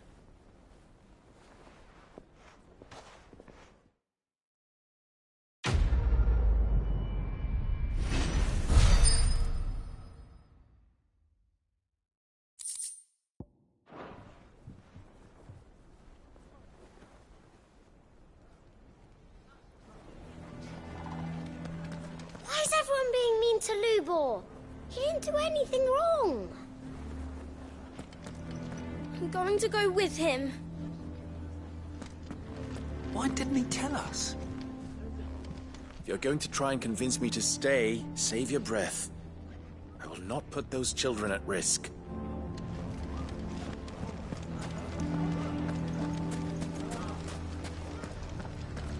Why the hell would Victor take the bearer's side?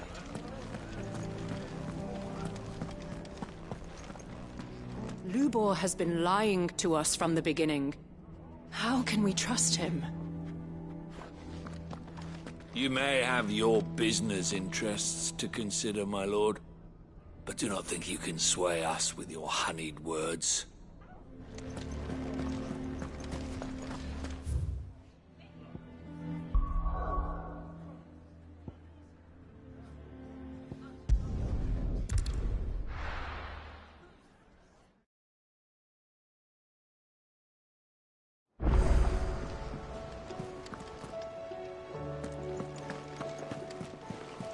Covered in nicks and lumps, the lot of them.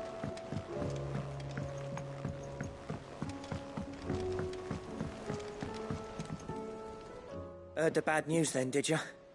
What bad news? About Dravost. Blackthorn's old haunt. With the forge and all that. Well, anyway, the mines just down the road from there are spewing out ether like no one's business. And the village? Safe from the flood for now, but they've got other problems. Akashic. Every creature in the area is either turned or on the way to turning, apparently. Zoltan and the others are living on borrowed time. They need help, and quick. Doris sent a few curse breakers to keep an eye on things, but there's only so much a couple of scouts can do. Except get eaten. If something ain't done soon, the old place will be overrun. I won't let that happen. Didn't think you would. Does Blackthorn know? I thought it might be better if he didn't. He'd only do something stupid. You reckon we should tell him?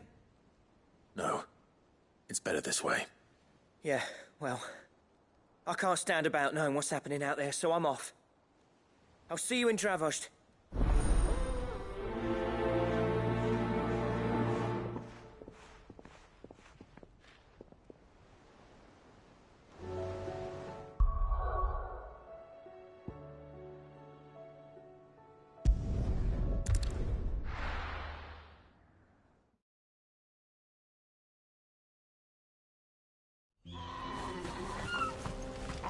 Oh, you're here.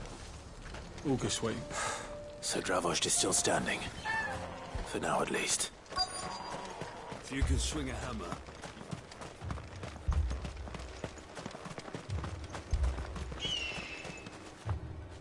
Clive! You're here! And the Akashic? Mostly off to the north still. But I spoke to Doris's scouts and it turns out things are worse than I thought. There's swarms of them out there. Told old Snotty to be ready to seal the north gate. That should buy us some time if we need it.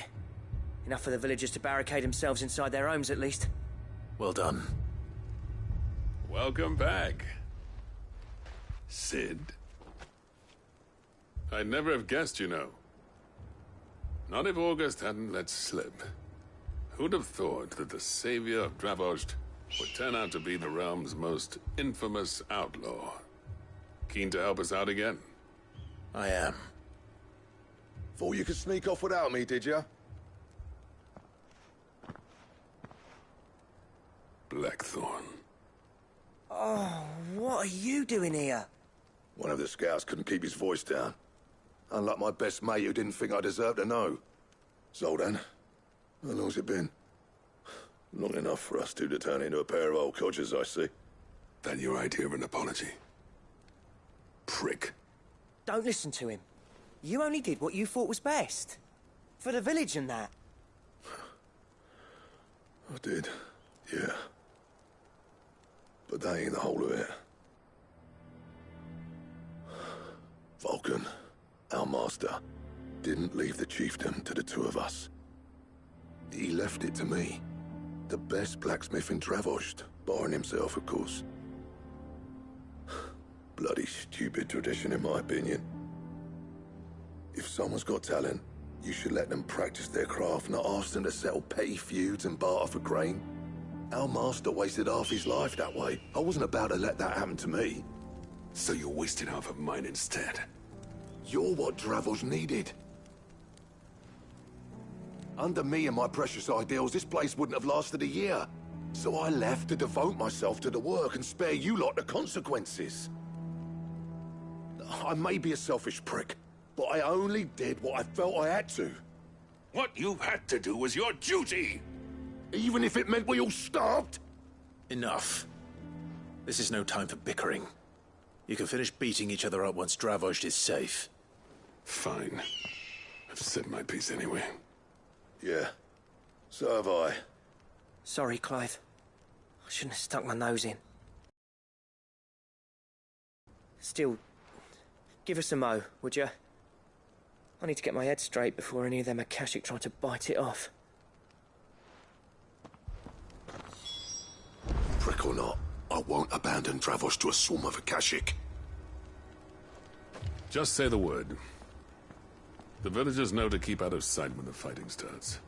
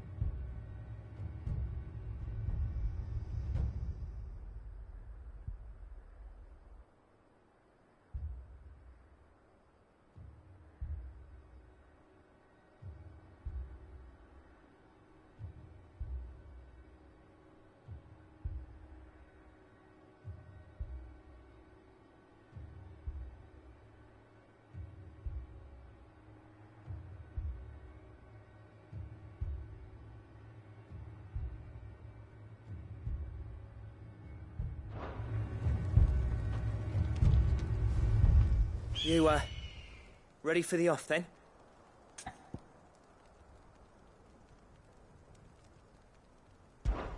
We can't afford to waste any more time. Right you are. Might be worth having one last word with the scouts, though. Don't want any nasty surprises, do we?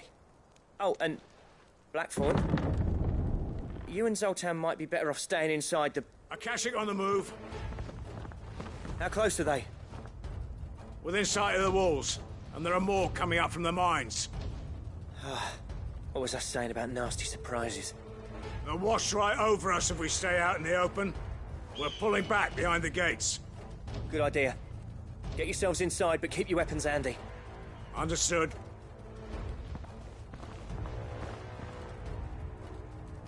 I'm prepared to fight if I have to. Well, let's hope you don't. That's our job. Once the scouts are inside, order your men to barricade the gates. No heroic last stands, you hear me? No fighting at all if you can help it. August's right. I've seen what Akashic beasts can do to armor. The people here are tough and willing, but they ain't equipped to face what's coming. I'm going out there. Start work on the gate as soon as I've left. I'll give you as much time as I can. And if they kill you? You evacuate. But it won't come to that. I promise. You'd better be right. Take good care of Dravoj till I get back. Leave it to me. And give those things what for, yeah?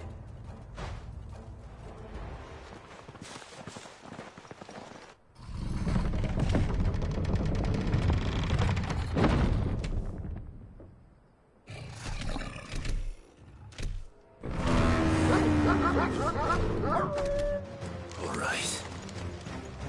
Which one of you's first?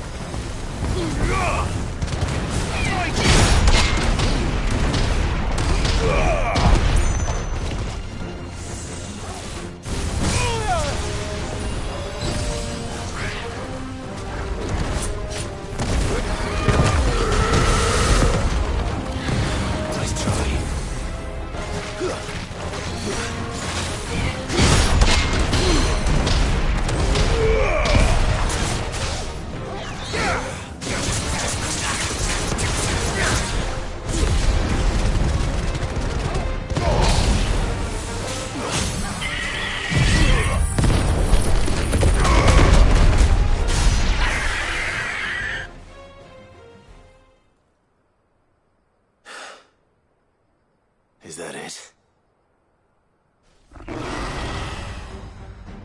Apparently not.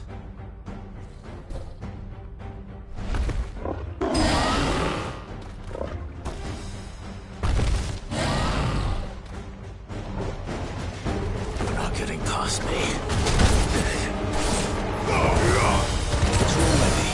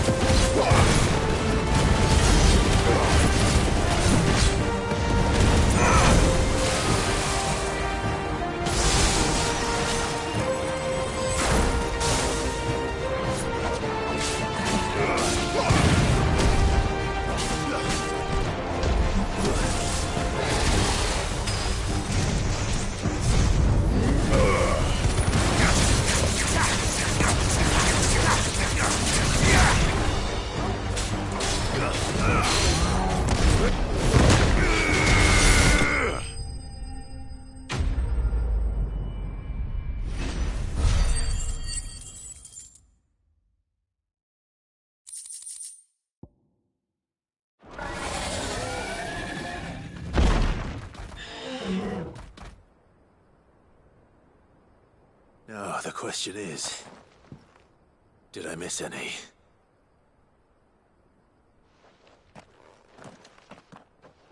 Man alive! You're still in one piece! I slew as many as I could. As many as I could, he says. The old bleeding lot, more like it. Well, almost. Only almost. Yeah, one or two did try to sneak over the wall. But we got the bastards, don't you worry. Good. Though you do know, more will come in time. In time, yeah. But we can think about them later. Let's get you back inside.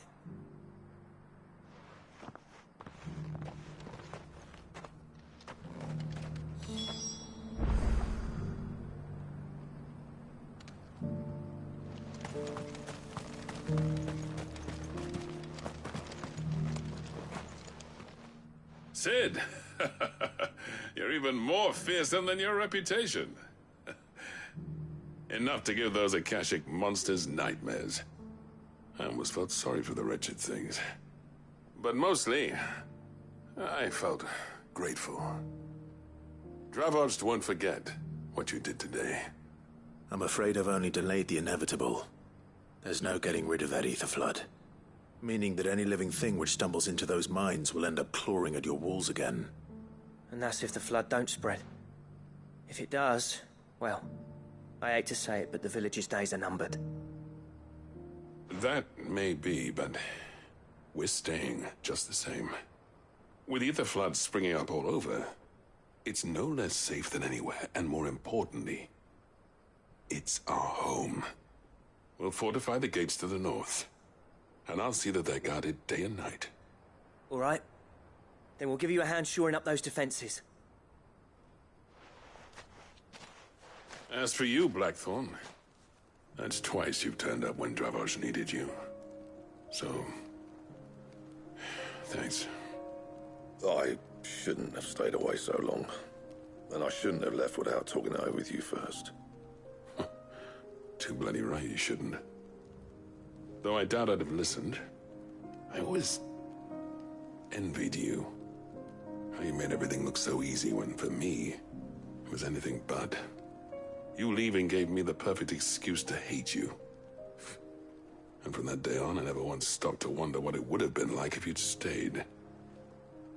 But what you said earlier, it was true. You'd have been the death of this place. Finally, something we can agree on.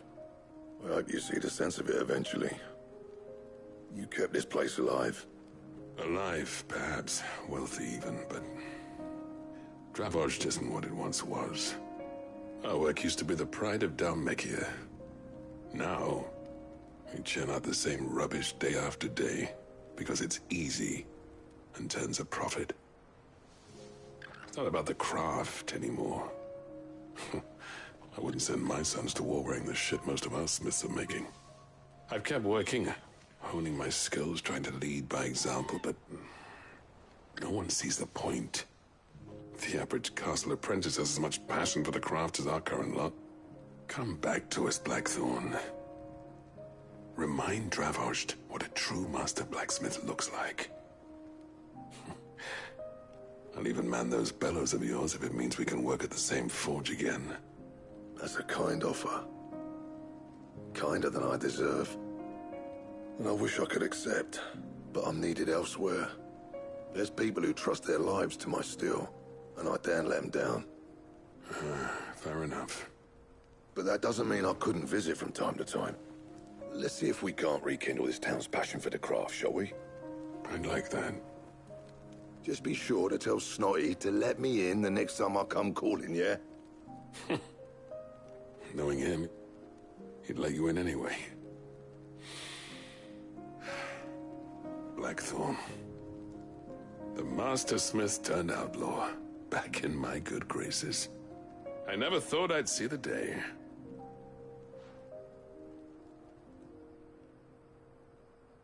I'd say that went pretty well, wouldn't you? Even better than I'd hoped. Cid, I've got something for you.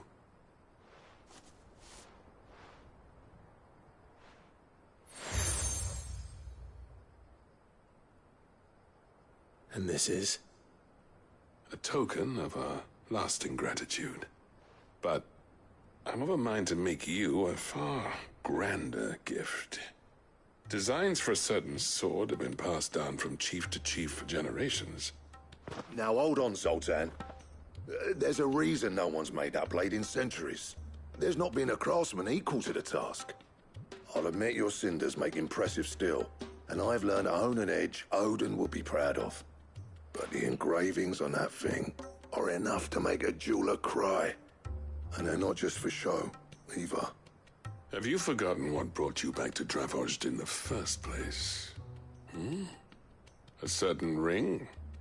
I knew I'd never surpass you with a hammer and tongs. So I turned my hand to a different kind of metalwork. Between the two of us, I'd say we're the equal of any master craftsman ever to have graced a forge.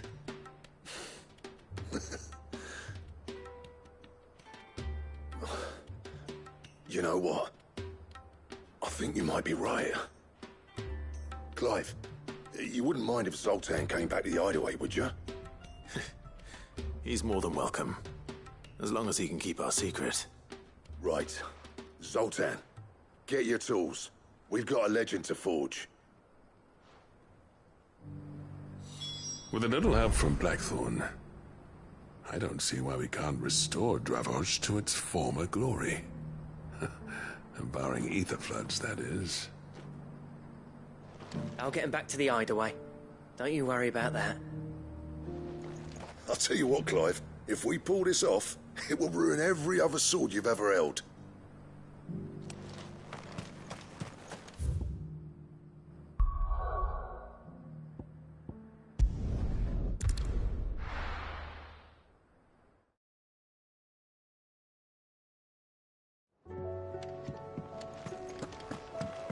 Come back.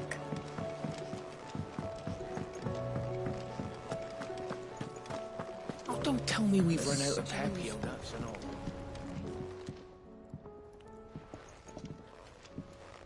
Ah, the man himself. We were just about to make a start on that sword I promised you. It's funny, but none of this would have been possible without your help. You remember Camille? We'll be using his leatherwork for the grip. The steel, meanwhile, will be tempered in a fire, burning the cinders you charmed out of old Zoltan here. And that whetstone from the Outer Isles, that'll be what gives the blade its edge. And the final flourish will be my talented colleagues' engraving. A team effort led by the greatest blacksmith alive. Now, save that talk till the thing's finished, yeah? Right. I'm ready if you are. To the bellows it is, then.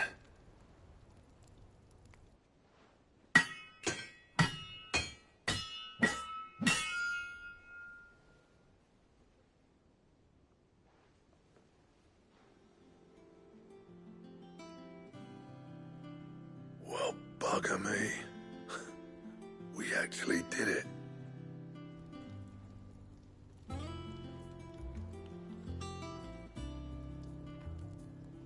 The sword to end all swords. Ragnarok. It's quite something. I trust you'll take good care of it. Thank you. Both of you. So, does this make you pair the greatest craftsman alive, then? This? Nah. This was just following the footsteps of the greats of old. It'll take more than that to earn us our place in history. But we're up for the challenge. Here. A list of materials. Zoltan and I got talking on the long road back from Dravozd. We reckon with those items there, we could craft something even better than the Ragnarok. Something worthy of a legendary outlaw like yourself. That's a weapon I'd like to see. You leave this list with me. I was hoping you'd say that. One legend at a time, eh, lads? Before you start on the next, who fancies raising a cup to friendship reforged? Good idea. No more drinking to forget my past. It's about time I had something to celebrate. Then tap the kegs! Vulcan's boys are on their way!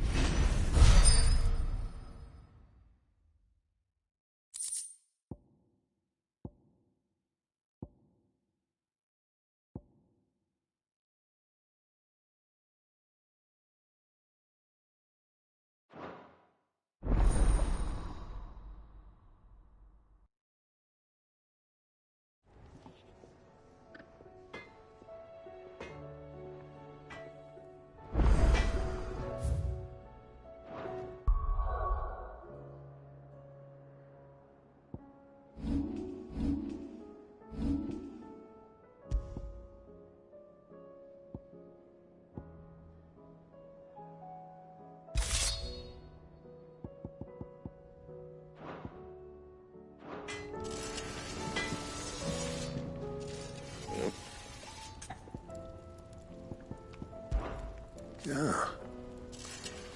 The weight of all that shit.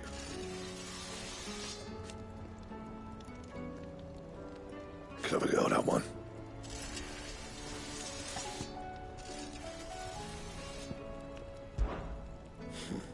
I never thought me and Zoltan would ever speak again, let alone work together. And if it hadn't been for you, we wouldn't. You've been a good friend to me, Clive. The best. Not saying Fornian, do you?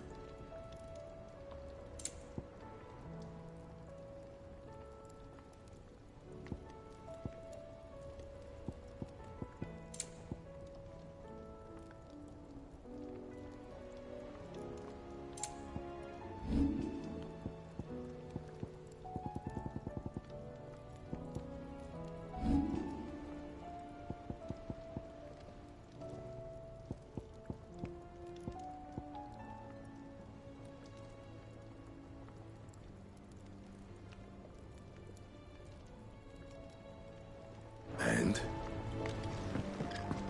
Oh, don't tell me we've run out of papillos.